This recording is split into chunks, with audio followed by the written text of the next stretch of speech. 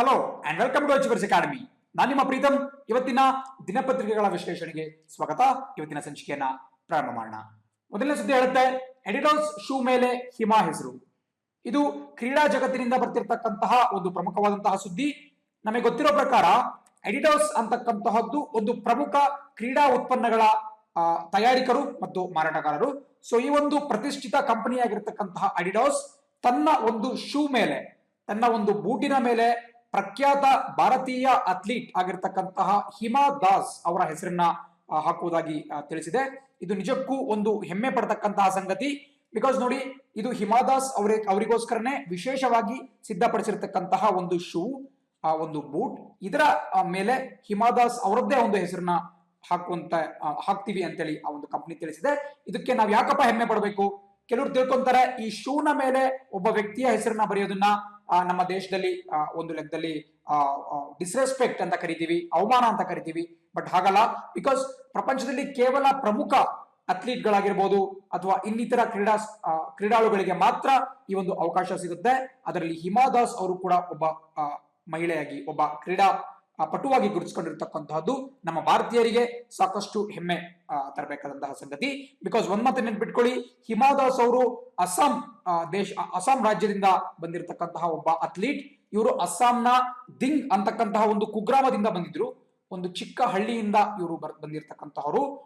ಬಹಳ ಒಂದು ಕಡುಬಡತನದ ಒಂದು ಫ್ಯಾಮಿಲಿಯಿಂದ ಬಂದ್ರು ಕೂಡ ಇವಾಗ ಅವರು ಗೋಲ್ಡನ್ ಗರ್ಲ್ ಅಥವಾ ಚಿನ್ನದ ಹುಡುಗಿ ಅಂತಾನೆ ಗುರುತಿಸಿಕೊಂಡಿದ್ದಾರೆ. ಹಲವಾರು ಅಂತಾರಾಷ್ಟ್ರೀಯ ಪಂದ್ಯಗಳಲ್ಲಿ ಅವರು ಗೋಲ್ಡ್ ಮೆಡಲ್ ನ ಜಯಿಸಿದ್ದಾರೆ. ಹಲವಾರು ಎಕ್ಸಾಮ್ ಅಲ್ಲಿ ಕೂಡ ಕ್ವಶನ್ ಆಗಿದೆ. ಇವರು ಕಾಂಪೀಟ್ ಮಾಡತಕ್ಕಂತಹ ಸ್ಪರ್ಧೆ ಯಾವ್ದಪ್ಪ ಅಂತ ಹೇಳಿದ್ರೆ 400 ಮೀಟರ್, 400 ಮೀಟರ್ ಓಟದ ಸ್ಪರ್ಧೆಯಲ್ಲಿ ಇವರು ಭಾಗವಹಿಸ್ತಾರೆ. ಅದೇ ರೀತಿ ಮತ್ತೊಬ್ಬ ಪ್ರಖ್ಯಾತ ಮಹಿಳಾ ಅಥ್ಲೀಟ್ ಇವರು ದ್ಯುತಿ ಚಾಂದ್ ಅವರು. ಇವರ ಹೆಸರು ಕೂಡ ಬಹಳ ಇಂಪಾರ್ಟೆಂಟ್ ಆಗುತ್ತೆ. ಕೆಲವೊಂದ್ಸರಿ ಎಕ್ಸಾಮ್ ಅಲ್ಲಿ ಕೇಳಿರ್ತಾರೆ, ದ್ಯುತಿ ಚಾಂದ್ ಅವರು ಯಾವ ಒಂದು ಇವೆಂಟ್ ಅಲ್ಲಿ ಸ್ಪರ್ಧೆ ಮಾಡ್ತಾರೆ, ಅದೇ ರೀತಿ ಹಿಮಾ ದಾಸ್ ಅವರು ಯಾವ ಒಂದು ಸ್ಪರ್ಧೆಯಲ್ಲಿ ಅಂತೇಳಿ. ಸೊ ದ್ಯುತಿ ಚಾಂದ್ ಅವರು ಒಡಿಶಾ ರಾಜ್ಯದವರು. ಇವರು 100 ಮೀಟರ್ ಮತ್ತೆ 200 ಮೀಟರ್ ಓಟದಲ್ಲಿ ಪಾಲ್ಗೊಳ್ತಾರೆ. ಅದೇ ರೀತಿ ಅಸ್ಸಾಂ ರಾಜ್ಯದ ಹಿಮಾ ದಾಸ್ ಅವರು 400 ಮೀಟರ್ ಓಟದಲ್ಲಿ ಪಾಲ್ಗೊಳ್ತಾರೆ. ಹಾಗೂ ಹಲವಾರು ಅಂತಾರಾಷ್ಟ್ರೀಯ ಪಂದ್ಯಗಳಲ್ಲಿ ಭಾರತಕ್ಕೆ ಖ್ಯಾತಿಯನ್ನ ಕೂಡ ತಂದಿದ್ದಾರೆ. ಇವರನ್ನ ನೀವು ಕೂಡ ಪೇಪರ್ ನಲ್ಲಿ ಗಮನಿಸಿರ್ಬೋದು, ಇವರನ್ನ ದಿಂಗ್ ಎಕ್ಸ್ಪ್ರೆಸ್ ಅಂತ ಕರೆಯಲಾಗುತ್ತೆ. ನೋಡಿ, ಇದನ್ನು ಕೂಡ ನೋಟ್ ಮಾಡ್ಕೊಳ್ಳಿ. ದಿಂಗ್ ಎಕ್ಸ್ಪ್ರೆಸ್ ಅಂತಕ್ಕಂತ ಹೆಸರು ಯಾವ ಕ್ರೀಡಾಪಟುವಿಗೆ ಸಂಬಂಧಿಸಿದೆ ಅಂತ ಹೇಳಿದ್ರೆ ಅಸ್ಸಾಂ ರಾಜ್ಯದ ಚಿನ್ನದ ಹುಡುಗಿ ಅಂತಾನೆ ಗುರುತಿಸಲ್ಪಡುವಂತಹ ಹಿಮಾ ದಾಸ್ ಅವರಿಗೆ ದಿಂಗ್ ಎಕ್ಸ್ಪ್ರೆಸ್ ಅಂತ ಕರಿತೀವಿ. ನೋಡಿ, ಎಕ್ಸ್ಪ್ರೆಸ್ ಅಂತಕ್ಕಂತಹದ್ದು ಕ್ರಿಕೆಟ್ ಅಲ್ಲೂ ಕೂಡ ಸಾಕಷ್ಟು ಬಾರಿ ಇದನ್ನ ಕೊಡ್ತಾ ಇರ್ತಾರೆ. ಸ್ಪೆಷಲಿ ಈ ಫಾಸ್ಟ್ ಬೌಲರ್ಸ್ ಇರ್ತಾರೆ, ವೇಗದ ಬೌಲರ್ಸ್ ಗಳೇನಿರ್ತಾರೆ, ಅವರಿಗೆ ಎಕ್ಸ್ಪ್ರೆಸ್ ಅಂತ ಕರೆಯುವಂತಹ ಒಂದು ಪರಿಪಾಠ ಕ್ರಿಕೆಟ್ ಅಲ್ಲಿ ಕೂಡ ಇದೆ. ಇದಕ್ಕೆ ಅತ್ಯುತ್ತಮ ಎಕ್ಸಾಂಪಲ್ ಅಂತ ಹೇಳಿದ್ರೆ ಪಾಕಿಸ್ತಾನದ ಪ್ರಖ್ಯಾತ ವೇಗದ ಬೌಲರ್ ಶೋಯಬ್ ಅಖ್ತರ್ ಅವರಿಗೆ ರಾವಲ್ಪಿಂಡಿ ಎಕ್ಸ್ಪ್ರೆಸ್ ಅಂತ ಕರೀತಾ ಇದ್ರು. ಬಿಕಾಸ್ ಅವರ ಊರು ರಾವಲ್ಪಿಂಡಿ. ಅದೇ ರೀತಿ ನಮ್ಮ ಭಾರತೀಯ ಬೌಲರ್ಸ್ ಗಳನ್ನ ನೋಡೋದಾದ್ರೆ ನಮ್ಮ ಕರ್ನಾಟಕದವರಾದಂತಹ ಜಾವ್ಗಲ್ ಶ್ರೀನಾಥ್ ಅವರಿಗೆ ಜಾವ್ಗಲ್ ಎಕ್ಸ್ಪ್ರೆಸ್ ಅಂತ ಕರೀತಾ ಇದ್ರು. ಸೊ ಹೀಗೆ ಹಲವಾರು ಜನಕ್ಕೆ ಎಕ್ಸ್ಪ್ರೆಸ್ ಅಂತ ಕರೀತಾರೆ, ಬಿಕಾಸ್ ಅವರ ಒಂದು ವೇಗವನ್ನ ಅದು ಸೂಚಿಸುತ್ತೆ. ಸೊ ಅದೇ ನಿಟ್ಟಿನಲ್ಲಿ ನೀವು ನೋಡ್ತಾ ಇದ್ದೀರಾ, ಹಿಮಾ ದಾಸ್ ಅವರನ್ನ ದಿಂಗ್ ಎಕ್ಸ್ಪ್ರೆಸ್ ಅಂತ ಕರೆಯಲಾಗುತ್ತೆ. ನಾನು ಆಗ್ಲೇ ಹೇಳ್ದಂಗೆ ದಿಂಗ್ ಅಂತಕ್ಕಂತಹದ್ದು ಅಸ್ಸಾಂ ರಾಜ್ಯದಲ್ಲಿ ಬರ್ತಕ್ಕಂತ ಒಂದು ಹಳ್ಳಿ. ಆ ಹಳ್ಳಿಯಿಂದನೇ ಹಿಮಾ ದಾಸ್ ಅವರು ಬಂದಿರತಕ್ಕಂಥದ್ದು. ಅಂಡ್ ಇದು ಏನಕ್ಕಪ್ಪ ಮತ್ತೊಂದು ನಮಗೆ ಒಂದು ಸ್ಫೂರ್ತಿದಾಯಕ ಸುದ್ದಿ ಅಂತ ಹೇಳಿದ್ರೆ, ಹಿಂದೆಲ್ಲ ಹಿಮಾ ದಾಸ್ ಅವರ ಬಳಿ ಅಷ್ಟೊಂದು ದುಡ್ಡು ಇರ್ತಾ ಇರ್ಲಿಲ್ಲ. ಅವರು ಟ್ರೈನಿಂಗ್ ಮಾಡ್ಬೇಕಾದ್ರೆ ಕಳಪೆ ದರ್ಜೆಯ ಶೂಗಳನ್ನ ಧರಿಸ್ಕೊಂಡ್ಬಿಟ್ಟು ಅವರು ತರಬೇತಿಯನ್ನ ಪಡ್ಕೊಳ್ತಾ ಇದ್ರು. ಅಂತ ಸಮಯದಲ್ಲಿ ಅವರು ತಮ್ಮ ಶೂನ ಮೇಲೆ ತಾವೇ ಅಡಿಡಾಸ್ ಅಂತ ಬರೆದುಕೊಳ್ತಾ ಇದ್ರು. ಬಿಕಾಸ್ ನಾನು ಆಗ್ಲೇ ಹೇಳ್ದಂಗೆ ಅಡಿಡಾಸ್ ಒಂದು ಪ್ರತಿಷ್ಠಿತ ಈ ಒಂದು ಕ್ರೀಡಾ ಉತ್ಪನ್ನ ತಯಾರಿಕಾ ಕಂಪನಿ. ಸೊ ಆ ಕಂಪನಿಯ ಹೆಸರನ್ನ ಇವರು ಶೂ ಮೇಲೆ ಬರಿತಾ ಇದ್ರು. ಬಟ್ ಇವಾಗ ಅಂತಹ ಒಂದು ಪ್ರತಿಷ್ಠಿತ ಅಂತಾರಾಷ್ಟ್ರೀಯ ಕಂಪನಿ ತನ್ನ ಶೂ ಮೇಲೆ ಹಿಮಾ ದಾಸ್ ಅವರ ಹೆಸರನ್ನ ಹಾಕ್ತಾ ಇದೆ. ಅಷ್ಟೇ ಅಲ್ಲ, ಹಿಮಾ ದಾಸ್ ಅವರಿಗೆ ಒಂದು ವಿಶೇಷವಾಗಿ ಸಿದ್ಧಪಡಿಸಿರ್ತಕ್ಕಂತಹ ಶೂ ಅನ್ನ ಕೊಡುತ್ತೆ. ಸೊ ಇನ್ ಮುಂದೆ ಕೆಲವೊಂದು ಕ್ರೀಡಾಕೂಟಗಳಲ್ಲಿ ನಾವು ನೋಡಬಹುದು ಅಡಿಡಾಸ್ ನ ಸ್ಪೆಷಲ್ ಬ್ರ್ಯಾಂಡ್ ಹಿಮಾ ದಾಸ್ ಅಂತಕ್ಕಂತಹ ನೇಮ್ ಅನ್ನ ಇರುವಂತಹ ಶೂನಲ್ಲಿ ನಮ್ಮ ಚಿನ್ನದ ಹುಡುಗಿ ಹಿಮಾ ದಾಸ್ ಅವರು ಕಾಂಪೀಟ್ ಮಾಡಬಹುದು. ಸೊ ಇದು ಕೂಡ ಒಂದು ಉತ್ತಮವಾದಂತಹ ಒಂದು ಸುದ್ದಿ. ಇವರು ಕೇವಲ 20 ವರ್ಷ ವಯಸ್ಸಿನವರು. ಸೊ ಹಾಗಾಗಿ ಇನ್ನೂ ಕೂಡ ಸಾಕಷ್ಟು ಭವಿಷ್ಯ ಇದೆ ಈ ಒಬ್ಬ ಅಥ್ಲೀಟ್ಗೆ. ಅದೇ ರೀತಿ ಮುಂದಿನ ಸುದ್ದಿ ನೋಡ್ತಾ ಇದ್ದೀವಿ, Australia cancels premier air exercise ಅಂತಕ್ಕಂಥ ಒಂದು ಸುದ್ದಿ ಹೇಳುತ್ತೆ. ಎಕ್ಸಾಮ್ ದೃಷ್ಟಿಯಿಂದ ಸಾಕಷ್ಟು ಇಂಪಾರ್ಟೆಂಟ್ ಆಗಿರುತ್ತೆ. ಬಿಕಾಸ್ ಇದುವರೆಗೂ ಕೂಡ ಪ್ರತಿ 2 ವರ್ಷಗಳಿಗೊಮ್ಮೆ ಆಸ್ಟ್ರೇಲಿಯಾ ದೇಶ ಒಂದು ಪ್ರಮುಖ ವಾಯು ಸೇನಾಭ್ಯಾಸವನ್ನ ನಡೆಸ್ತಾ ಇತ್ತು. ನೋಡಿ, ಅದನ್ನು ಕೂಡ ನೋಟ್ ಮಾಡ್ಕೋಬೇಕಾಗುತ್ತೆ. ವಾಯು ಸೇನಾಭ್ಯಾಸ ಬಹಳ ಜನ ಕೇಳ್ತಾರೆ, ಸೇನೆಗಳು ಯುದ್ಧ ಮಾಡೋದನ್ನ ನೋಡಿದೀವಿ, ಇದೇನಿದು ಅಭ್ಯಾಸ? ಇಲ್ಲಿ ನೋಡ್ತಾ ಇದ್ದಾರೆ, ಎಕ್ಸರ್ಸೈಸ್ ಅಂತ ಕರಿತೀವಿ. ಇದೇನಪ್ಪ ಅಭ್ಯಾಸ ಅಂತ ಹೇಳಿದ್ರೆ, ನೋಡಿ, ಪ್ರಪಂಚದ ಎಲ್ಲಾ ಸೇನೆಗಳು ಎಲ್ಲಾ ಸಮಯದಲ್ಲೂ ಕೂಡ ಯುದ್ಧದಲ್ಲಿ ತೊಡಕೋಬೇಕು ಅಂತ ಏನು ರೂಲ್ಸ್ ಇಲ್ಲ. ಬಿಕಾಸ್ ಕೆಲವೊಂದಿಷ್ಟು ಮಿತ್ರ ರಾಷ್ಟ್ರಗಳು ಕೂಡ ಇದ್ದಾವೆ. ಫಾರ್ ಎಕ್ಸಾಂಪಲ್, ಭಾರತಕ್ಕೂ ಮತ್ತು ಆಸ್ಟ್ರೇಲಿಯಾಗೂ ಯಾವುದೇ ರೀತಿಯಾದಂತಹ ಈ ಯುದ್ಧ ರಂಗದಲ್ಲಿ ನಮಗೆ ಯಾವುದೇ ವೈರತ್ವ ಇಲ್ಲ. ಹಾಗಾಗಿ ಈ ಒಂದು ಶಾಂತಿ ಸಮಯದಲ್ಲಿ ನಮ್ಮ ಪಡೆಗಳನ್ನ ಸುಸ್ಥಿತಿಯಲ್ಲಿ ಇಟ್ಕೊಳ್ಳುವಂತಹ ಉದ್ದೇಶದಿಂದ ನಾವು ಮತ್ತೆ ಆಸ್ಟ್ರೇಲಿಯಾ ಮತ್ತೆ ಇನ್ನು ಹಲವಾರು ದೇಶಗಳ ಸೇರಿ ಒಂದು ಸೇನಾ ವ್ಯಾಯಾಮ ಅಥವಾ ಸೇನಾಭ್ಯಾಸದಲ್ಲಿ ತೊಡಕೊಳ್ತೀವಿ. ಅದನ್ನ ವಾರ್ ಎಕ್ಸರ್ಸೈಸ್ ಅಂತ ಕರಿತೀವಿ. ಒಂದು ಗೇಮ್ ತರ ಆಗುತ್ತೆ, ಬಟ್ ಅಲ್ಲಿ ನಮ್ಮ ಸೇನಾ ಪಡೆಗಳಿಗೆ, ನಮ್ಮ ಸೈನಿಕರಿಗೆ ಅಥವಾ ನಮ್ಮ ವಾಯುಪಡೆಯ ಪೈಲಟ್ಗಳಿಗೆ ಒಂದು ಎಕ್ಸ್ಪೋಜರ್ ಸಿಗುತ್ತೆ, ಅವರಿಗೊಂದು ತರಬೇತಿ ಸಿಕ್ಕಂಗಾಗುತ್ತೆ. ಹಾಗಾಗಿ ಈ ಒಂದು ಎಕ್ಸರ್ಸೈಸ್ ಅನ್ನ ಹಲವಾರು ದೇಶಗಳು ಕಾಲ ಕಾಲಕ್ಕೆ ಮಾಡ್ತಾನೆ ಬರ್ತಿರ್ತವೆ. ಇದು ಎಕ್ಸಾಮ್ ದೃಷ್ಟಿಯಿಂದ ಬಹಳ ಇಂಪಾರ್ಟೆಂಟ್. ಬಿಕಾಸ್ ಒಂದು ಯುದ್ಧಾಭ್ಯಾಸದ ಹೆಸರನ್ನ ಕೊಟ್ಬಿಟ್ಟು ಇದು ಯಾವ ಯಾವ ದೇಶಗಳ ನಡುವೆ ನಡೆಯುತ್ತೆ ಅಂತ ಕೇಳ್ತಾರೆ. ಅದೇ ರೀತಿ ಎರಡು ದೇಶಗಳ ಹೆಸರನ್ನ ಕೊಟ್ಬಿಟ್ಟು ಈ ಎರಡೂ ದೇಶಗಳು ಆಯೋಜಿಸುವಂತಹ ಈ ಯುದ್ಧಾಭ್ಯಾಸದ ಹೆಸರೇನು ಅಂತ ಹಲವಾರು ಬಾರಿ ಕೇಳ್ತಾ ಇರ್ತಾರೆ. ನೀವು ಕೂಡ ಪ್ರಶ್ನೆ ಪತ್ರಿಕೆ ನೋಡಿದ್ರೆ ಗೊತ್ತಾಗುತ್ತೆ. ಸೊ ಇವತ್ತು ಕ್ಯಾನ್ಸಲ್ ಆಗಿರತಕ್ಕಂತಹ ಈ ಒಂದು ಯುದ್ಧಾಭ್ಯಾಸ ಇದು ನಮ್ಮ ಏರ್ ಫೋರ್ಸ್ಗೆ ಸಂಬಂಧಪಟ್ಟಿರ್ತಕ್ಕಂಥದ್ದು. ನೋಡಿ, ನಮಗೆ ಗೊತ್ತಿರೋ ರೀತಿ ಈ ಮಿಲಿಟರಿ ಏನಿರುತ್ತೆ ಅದರಲ್ಲಿ 3 ವಿಭಾಗಗಳು ಕಂಡು ಬರುತ್ತೆ ನಿಮಗೆ. ಒಂದು ಆರ್ಮಿ, ಭೂಸೇನೆ ಅಂತ ಕರೀಬಹುದು, ಇನ್ನೊಂದು ನೇವಿ, ನಮ್ಮ ನೌಕಾಪಡೆ, ಅದೇ ರೀತಿ 3ನೇದು ವಾಯುಸೇನೆ, ಏರ್ ಫೋರ್ಸ್ ಅಂತ ಕರಿತೀವಿ. ಬಟ್ ಇವತ್ತು ಕ್ಯಾನ್ಸಲ್ ಆಗಿರತಕ್ಕಂತಹ ಈ ಒಂದು ಸೇನಾಭ್ಯಾಸ, ಈ ಒಂದು ಯುದ್ಧಾಭ್ಯಾಸ ಈ ಏರ್ ಫೋರ್ಸ್ ಅಥವಾ ವಾಯುಪಡೆಗೆ ಸಂಬಂಧಪಟ್ಟಿರ್ತಕ್ಕಂತಹದ್ದು. ಅದಕ್ಕೆ ಅದನ್ನ ವಾಯುಪಡೆಗಳ ಸೇನಾಭ್ಯಾಸ ಅಂತ ಕರಿತೀವಿ. ಇಲ್ಲಿ ಕೇವಲ ಭಾರತ ಮತ್ತೆ ಆಸ್ಟ್ರೇಲಿಯಾ ಅಂತ ಹೇಳಿದ್ರೆ ಖಂಡಿತ ಅಲ್ಲ. ಇದು ಒಂದು ಕಾಣಿಸ್ತಾ ಇರೋ ರೀತಿ ಮಲ್ಟಿಲ್ಯಾಟರಲ್ ಏರ್ ಕಾಂಬ್ಯಾಟ್ ಎಕ್ಸರ್ಸೈಸ್ ಅಂತ ಹೇಳಿದ್ರೆ ಬಹುಪಕ್ಷೀಯ. ನೋಡಿ, ಮಲ್ಟಿಲ್ಯಾಟರಲ್ ಅಂತ ಹೇಳಿದ್ರೆ ಬಹುಪಕ್ಷೀಯ ಅಂತ ಆಗುತ್ತೆ. ಅಂದ್ರೆ ಅಲ್ಲಿ ಕೇವಲ 2 ಕಂಟ್ರಿಗಳಲ್ಲ, ಬದಲಾಗಿ ಹಲವಾರು ದೇಶಗಳು ಭಾಗವಹಿಸಿರ್ತವೆ. ಸೊ ಸದ್ಯಕ್ಕೆ ನಾವು ನೋಡ್ತಾ ಇದೀವಿ ಆಸ್ಟ್ರೇಲಿಯಾ ಅದನ್ನು ಕ್ಯಾನ್ಸಲ್ ಮಾಡ್ತಿರ್ತಕ್ಕಂತಹದ್ದು. ಆಸ್ಟ್ರೇಲಿಯಾದವರೇ ಇದನ್ನ ಹೋಸ್ಟ್ ಮಾಡ್ತಾರೆ, ಇದರ ಆತಿಥೇಯರು ಆಸ್ಟ್ರೇಲಿಯಾದವರು. ಸೊ ಅದರ ಹೆಸರು ಕೂಡ ತುಂಬಾ ಇಂಪಾರ್ಟೆಂಟ್ ಆಗುತ್ತೆ, ದಯವಿಟ್ಟು ನೋಟ್ ಡೌನ್ ಮಾಡ್ಕೊಳ್ಳಿ. ಯಾವಾಗ್ಲೂ ಇಂತಹ ಸೇನಾಭ್ಯಾಸಗಳು ಬಹಳ ಇಂಪಾರ್ಟೆಂಟ್. ಸ್ಪೆಷಲಿ ಈ ಬಾರಿ ಇದು ಕರೆಂಟ್ ಅಫೇರ್ಸ್ ನಲ್ಲಿ ನ್ಯೂಸ್ ನಲ್ಲಿ ಇರೋ ಕಾರಣದಿಂದ ನೇರವಾಗಿ ಕೇಳುವಂತಹ ಸಾಧ್ಯತೆ ಇರುತ್ತೆ. ಭಾರತ, ಆಸ್ಟ್ರೇಲಿಯಾ ಮತ್ತು ಇನ್ನು ಹಲವಾರು ದೇಶಗಳು ಸೇರಿ ಮಾಡ್ತಕ್ಕಂತಹ ಒಂದು ಬಹುಪಕ್ಷೀಯ ವಾಯುಪಡೆ ಸೇನಾಭ್ಯಾಸದ ಹೆಸರೇನು ಅಂತ ಕೇಳಿದ್ರೆ ಪಿಚ್ ಬ್ಲಾಕ್ ಅಂತಕ್ಕಂತಹದ್ದು ಅದರ ಹೆಸರು. ದಯವಿಟ್ಟು ನೋಟ್ ಡೌನ್ ಮಾಡ್ಕೊಳ್ಳಿ, ಪಿಚ್ ಬ್ಲಾಕ್. ಇದು ನೋಟ್ ಡೌನ್ ಮಾಡ್ಕೊಳ್ಳೇಬೇಕು, ತುಂಬಾ ಇಂಪಾರ್ಟೆಂಟ್ ಆಗಿರುತ್ತೆ. ಪಿಚ್ ಬ್ಲಾಕ್ ಅಂದ್ರೇನು? ಕನ್ನಡದಲ್ಲಿ ಹೇಳೋದಾದ್ರೆ ಕಗ್ಗತ್ತಲು ಅಂತ ಹೇಳ್ಬೋದು. ನಾವು ತುಂಬಾ ಕತ್ತಲಿರುತ್ತಲ್ಲ ಅದನ್ನ ನಾವು ಪಿಚ್ ಬ್ಲಾಕ್, ತುಂಬಾ ಕಡುವಾದಂತ ಕಪ್ಪುಗಿರುತ್ತೆ ಅಂತೇಳಿ ಕಗ್ಗತ್ತಲು ಅಂತ ಹೇಳ್ಬೋದು, ಇಲ್ಲ ಕಡುಗಪ್ಪು ಅಂತ ಹೇಳ್ಬೋದು. So similar to that pitch black ಅಂತಕ್ಕಂತಹ ಒಂದು ವಾಯುಪಡೆ ಸೇನಾಭ್ಯಾಸವನ್ನ ಭಾರತ, ಆಸ್ಟ್ರೇಲಿಯಾ ಸೇರಿದಂತೆ ಹಲವಾರು ದೇಶಗಳು ಪಾಲ್ಗೊಳ್ತವೆ. ಬಟ್ ಕೊರೋನಾ ವೈರಸ್ ಕಾರಣದಿಂದ 2020ನೇ ಇಸ್ವಿಯಲ್ಲಿ ನಡಿಬೇಕಾಗಿದ್ದಂತಹ ಪಿಚ್ ಬ್ಲಾಕ್ 2020 ಕ್ಯಾನ್ಸಲ್ ಆಗಿದೆ. ಸೊ ಇದರ ಮುಂದಿನ ಎಡಿಷನ್ ಬಂದ್ಬಿಟ್ಟು 2022ನೇ ಇಸ್ವಿಯಲ್ಲಿ ಆಗುತ್ತೆ. ನೋಡಿ, ಇಲ್ಲಿ ನೋಡ್ತಾ ಇದ್ದೀರಾ ನೀವು, ಕಳೆದ ಬಾರಿ ಅಂದ್ರೆ 2018ರಲ್ಲೂ ಕೂಡ ಪಿಚ್ ಬ್ಲಾಕ್ ನಡೆದಿತ್ತು. ನಾನಾಗ್ಲೇ ಹೇಳ್ದಂಗೆ ಇದು ಪ್ರತಿ 2 ವರ್ಷಗಳಿಗೊಮ್ಮೆ ನಡೀತಾ ಇರುತ್ತೆ. ಅಂತಹ ಸಮಯದಲ್ಲಿ ಭಾರತ ತನ್ನ ಫೈಟರ್ ವಿಮಾನಗಳು, ಫೈಟರ್ ಏರ್ಕ್ರಾಫ್ಟ್ಸ್ ಗಳನ್ನ ಕಳಿಸ್ಕೊಟ್ಟಿತ್ತು. ಸೊ ಹಾಗಾಗಿ ನಮ್ಮ ಭಾರತೀಯ ವಾಯುಪಡೆಯ ಪೈಲಟ್ ಗಳಿಗೆ ಸಾಕಷ್ಟು ಒಂದು ಪ್ರಾಕ್ಟೀಸ್ ಆಗಿತ್ತು, ಒಂದು ಎಕ್ಸ್ಪೋಜರ್ ಕೂಡ ಸಿಕ್ಕಿತ್ತು. ಬಟ್ ಈ ಬಾರಿ ಅದು ಕ್ಯಾನ್ಸಲ್ ಆಗಿದೆ. ಅಂಡ್ ಚಿತ್ರದಲ್ಲಿ ಒಬ್ಬ ವ್ಯಕ್ತಿ ನೋಡ್ತಾ ಇದ್ದೀರಾ, ತುಂಬಾ ಪ್ರಮುಖವಾದಂತಹ ವ್ಯಕ್ತಿ. ಯಾಕಪ್ಪ ಅಂದ್ರೆ ಇವರು ನಮ್ಮ ಭಾರತೀಯ ವಾಯುಪಡೆಯ ಮುಖ್ಯಸ್ಥರು. ನಿಮಗೆ ಕಾಣಿಸ್ತಾ ಇದೆ ಏರ್ ಚೀಫ್ ಮಾರ್ಷಲ್, ಅವ್ರನ್ನ ಸಿಂಪಲ್ ಆಗಿ ACM ಅಂತ ಕರಿತೀವಿ. Air chief marshal RKS Bhadauria ಅವರ ಹೆಸರು ಕೂಡ ಸಿಕ್ಕಾಪಟ್ಟೆ ಇಂಪಾರ್ಟೆಂಟ್ ಆಗಿರುತ್ತೆ. ನಮ್ಮ ಆರ್ಮಿ, ನಮ್ಮ ನೇವಿ, ಅದೇ ರೀತಿ ನಮ್ಮ ವಾಯುಪಡೆ ಅಂದ್ರೆ ಏರ್ ಫೋರ್ಸ್ ನ ಮುಖ್ಯಸ್ಥರ ಹೆಸರುಗಳು ನಮಗೆ ಗೊತ್ತಿರಬೇಕಾಗುತ್ತೆ. ಅಂಡ್ ಇವಾಗ ನಮಗೆ ಗೊತ್ತಿರೋ ರೀತಿ CDS ಅಂತಕ್ಕಂತಹ ಒಂದು ಹೊಸ ಹುದ್ದೆಯ ಸೃಷ್ಟಿ ಆಗಿದೆ, ಕಂಬೈನ್ಡ್ ಡಿಫೆನ್ಸ್ ಚೀಫ್ ಅಂತೇಳಿ, chief of defence service, defence staff ಅಂತಾನು ಕೂಡ ಕರಿಬಹುದು. ಸೊ ಈ 3 ಸೇವೆಗಳು ಅಂದ್ರೆ ನಮ್ಮ ಏನು ಭೂಸೇನೆ, ವಾಯುಸೇನೆ ಮತ್ತು ನೌಕಾಪಡೆ ಇರುತ್ತೆ, ಈ 3ಕ್ಕೂ ಒಬ್ಬ ಮುಖ್ಯಸ್ಥರನ್ನ ಟ್ರೈ ಸರ್ವಿಸ್ ಚೀಫ್ ಅಥವಾ ಚೀಫ್ ಆಫ್ ಡಿಫೆನ್ಸ್ ಸ್ಟಾಫ್ ಅಂತ ಕರೆಯುವಂತಹ ಒಂದು ಹುದ್ದೆಯನ್ನ ನರೇಂದ್ರ ಮೋದಿ ಅವರ ಸರ್ಕಾರ ಇತ್ತೀಚೆಗಷ್ಟೇ ಸೃಷ್ಟಿ ಮಾಡಿತ್ತು.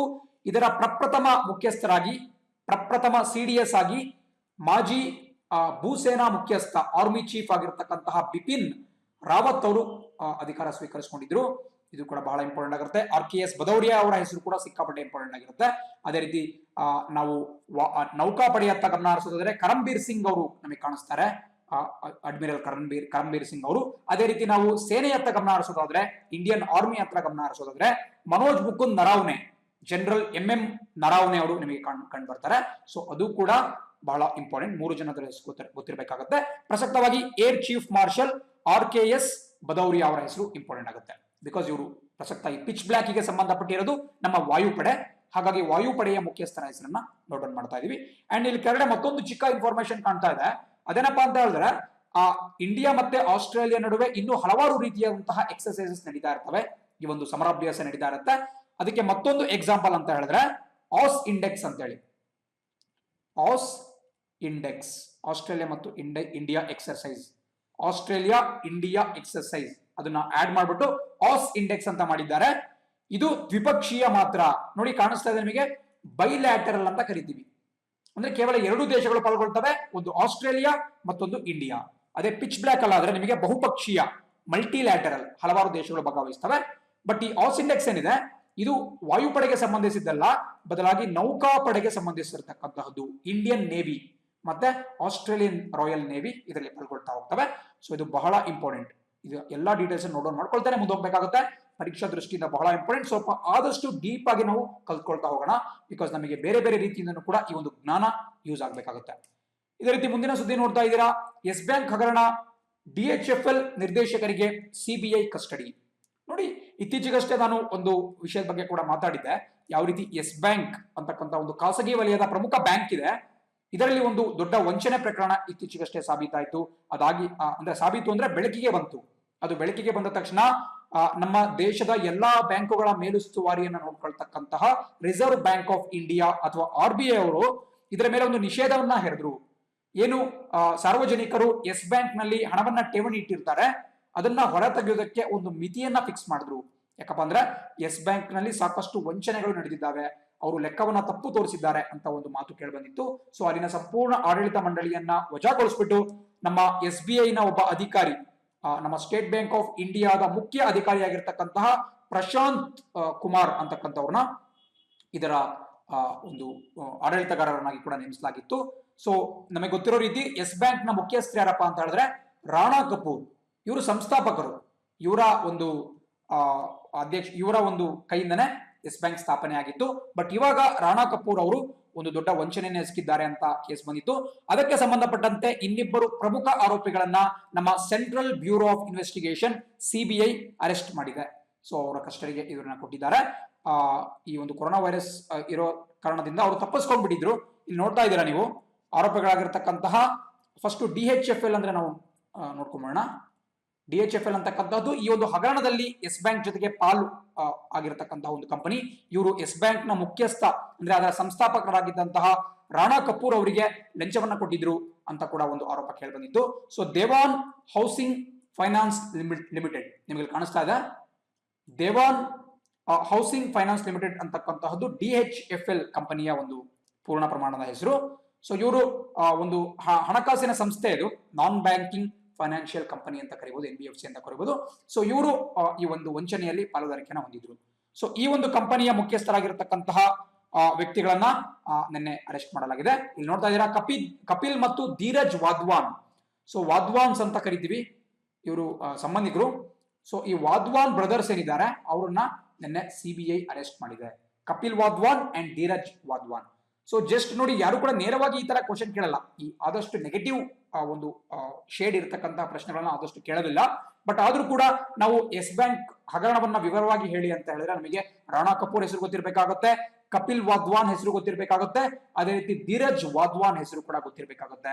ಜೊತೆಗೆ HDFL ಆ ಒಂದು ಸಂಸ್ಥೆಯ ರೋಲ್ ಏನಿದೆ, ನಮ್ಮ CBI ಅಥವಾ ಎನ್ಫೋರ್ಸ್ಮೆಂಟ್ ಡೈರೆಕ್ಟರೇಟ್ ಅವರು ಯಾವ ಒಂದು ಪಾತ್ರವನ್ನ ನಿರ್ವಹಿಸುತ್ತಿದ್ದಾರೆ, ಇವೆಲ್ಲ ಡೀಟೇಲ್ಸ್ ಕೂಡ ನಮಗೆ ಗೊತ್ತಿರಬೇಕಾಗುತ್ತೆ. ಸೊ ಇದರೊಂದಿಗೆ ಮುಂದಿನ ಸುದ್ದಿಯತ್ತ ಗಮನ ಹರಿಸ್ತಾ ಹೋಗೋಣ. ಸುದ್ದಿ ಹೇಳುತ್ತೆ, Assam's BTAD might see governor's rule. ನೋಡಿ ಇದು ಕೂಡ ಬಹಳ ಇಂಟ್ರೆಸ್ಟಿಂಗ್ ಆಗಿರತಕ್ಕಂತಹ ಒಂದು ಸುದ್ದಿ. ಫಸ್ಟ್ ನಾವು ಈ BTAD ಅಂದ್ರೆ ಏನು ಅಂತ ತಿಳ್ಕೊಳ್ತಾ ಹೋಗೋಣ. ನಿಮಗೆ ಇಲ್ಲಿ ಕಾಣಿಸ್ತಾ ಇದೆ ಫುಲ್ ಫಾರ್ಮ್, ಆದ್ರೂ ಕೂಡ ಒಂದ್ಸರಿ ಬರೆದ್ಬಿಡ್ತೀನಿ. Bodoland territorial area districts. ದಯವಿಟ್ಟು ನೋಟ್ ಮಾಡ್ಕೋಬೇಕಾಗುತ್ತೆ. Bodoland territorial area districts. ಒಂದ್ ಮಾತನ್ನು ಗಮನಿಸಿ, ನಮ್ಮ ಈಶಾನ್ಯ ಭಾರತದಲ್ಲಿ ಅಸ್ಸಾಂ ರಾಜ್ಯ ಏನ್ ಬರುತ್ತೆ, ಆ ರಾಜ್ಯದ ಬುಡಕಟ್ಟು ಜನಾಂಗವೇ ಅತಿ ಹೆಚ್ಚು ಸಂಖ್ಯೆಯಲ್ಲಿ ಇರತಕ್ಕಂತಹ ಕೆಲವೊಂದು ಜಿಲ್ಲೆಗಳನ್ನ BTAD ಅಂತ ಘೋಷಣೆ ಮಾಡಲಾಗಿದೆ. ಉತ್ತರ ಅಸ್ಸಾಂ ಮತ್ತು ಪಶ್ಚಿಮ ಅಸ್ಸಾಂ, ಏನು ವೆಸ್ಟರ್ನ್ ಅಸ್ಸಾಂ ಮತ್ತೆ ಉತ್ತರ ಅಸ್ಸಾಂ ಬರುತ್ತೆ, ಆ ಭಾಗದಲ್ಲಿ ಇರತಕ್ಕಂತಹ ಸುಮಾರು 4 ಜಿಲ್ಲೆಗಳನ್ನ Bodoland territorial area districts BTAD ಅಂತ ಘೋಷಣೆ ಮಾಡಲಾಗಿದೆ. ಸೊ ಏನಪ್ಪಾ ಡಿಫರೆನ್ಸ್ ಅಂತ ಹೇಳಿದ್ರೆ, ಈ BTAD ಅಂತಕ್ಕಂತ ಘೋಷಣೆ ಉಳ್ಳ ಜಿಲ್ಲೆಗಳಲ್ಲಿ ರಾಜ್ಯ ಸರ್ಕಾರ ಆಗಿರ್ಬೋದು ಅಥವಾ ಕೇಂದ್ರ ಸರ್ಕಾರ ಆಗಿರ್ಬೋದು, ಇವು ಜಾರಿಗೆ ತರತಕ್ಕಂತಹ ಯಾವುದೇ ಕಾನೂನುಗಳು ಮತ್ತು ಕಾಯ್ದೆಗಳು ಅಲ್ಲಿಗೆ ಪೂರ್ಣ ಪ್ರಮಾಣದಲ್ಲಿ ಅನ್ವಯ ಆಗೋದಿಲ್ಲ. ಸೊ ಒಂದು ಸ್ಪೆಷಲ್ ಪವರ್ಸ್ ಕೊಟ್ಟಿದ್ದಾರೆ. ಬಿಕಾಸ್ ನೋಡಿ, ಆ ಒಂದು ಪರ್ಟಿಕ್ಯುಲರ್ ಪ್ರದೇಶಗಳಲ್ಲಿ ಈ ಬೋಡೋ ಅಂತಕ್ಕಂತ ಬುಡಕಟ್ಟು ಸಮುದಾಯದವರು ಸಾಕಷ್ಟು ಸಂಖ್ಯೆಯಲ್ಲಿ ಕಂಡು ಬರ್ತಾರೆ. ಇವರ ಒಂದು ಹಕ್ಕುಗಳ ರಕ್ಷಣೆಗೆ, ಅವರ ಹಿತಾಸಕ್ತಿಯನ್ನ ಕಾಯುವ ಉದ್ದೇಶದಿಂದ ನಮ್ಮ ಸಂವಿಧಾನದಲ್ಲಿ ಇದಕ್ಕೊಂದು ಪ್ರಾವಿಷನ್ ಅನ್ನು ಕೊಟ್ಟಿದ್ದಾರೆ. ಹಾಗೆ ನೋಡ್ತಾ ಹೋದ್ರೆ ನಮ್ಮ ಭಾರತೀಯ ಸಂವಿಧಾನದ 6ನೇ ಅನುಸೂಚಿ ಏನಿದೆ, 6th schedule of Indian constitution, ಇದರ ಅಡಿಯಲ್ಲಿ ಸುಮಾರು 4 ರಾಜ್ಯಗಳು ಬರುತ್ತೆ. ನಮ್ಮ ಈಶಾನ್ಯ ಭಾರತದಲ್ಲಿ ಏನು ರಾಜ್ಯಗಳು ಬರುತ್ತೆ, ಅದರಲ್ಲಿ 4 ರಾಜ್ಯಗಳಾಗಿರ್ತಕ್ಕಂತಹ ಅಸ್ಸಾಂ ಇರ್ಬೋದು, ತ್ರಿಪುರಾ ಇರ್ಬೋದು, ಮೇಘಾಲಯ ಇರ್ಬೋದು, ಮಿಜೋರಾಂ ಇರ್ಬೋದು. ದಯವಿಟ್ಟು ನೋಟ್ ಮಾಡ್ಕೋಬೇಕಾಗತ್ತೆ ಹೆಸರನ್ನ.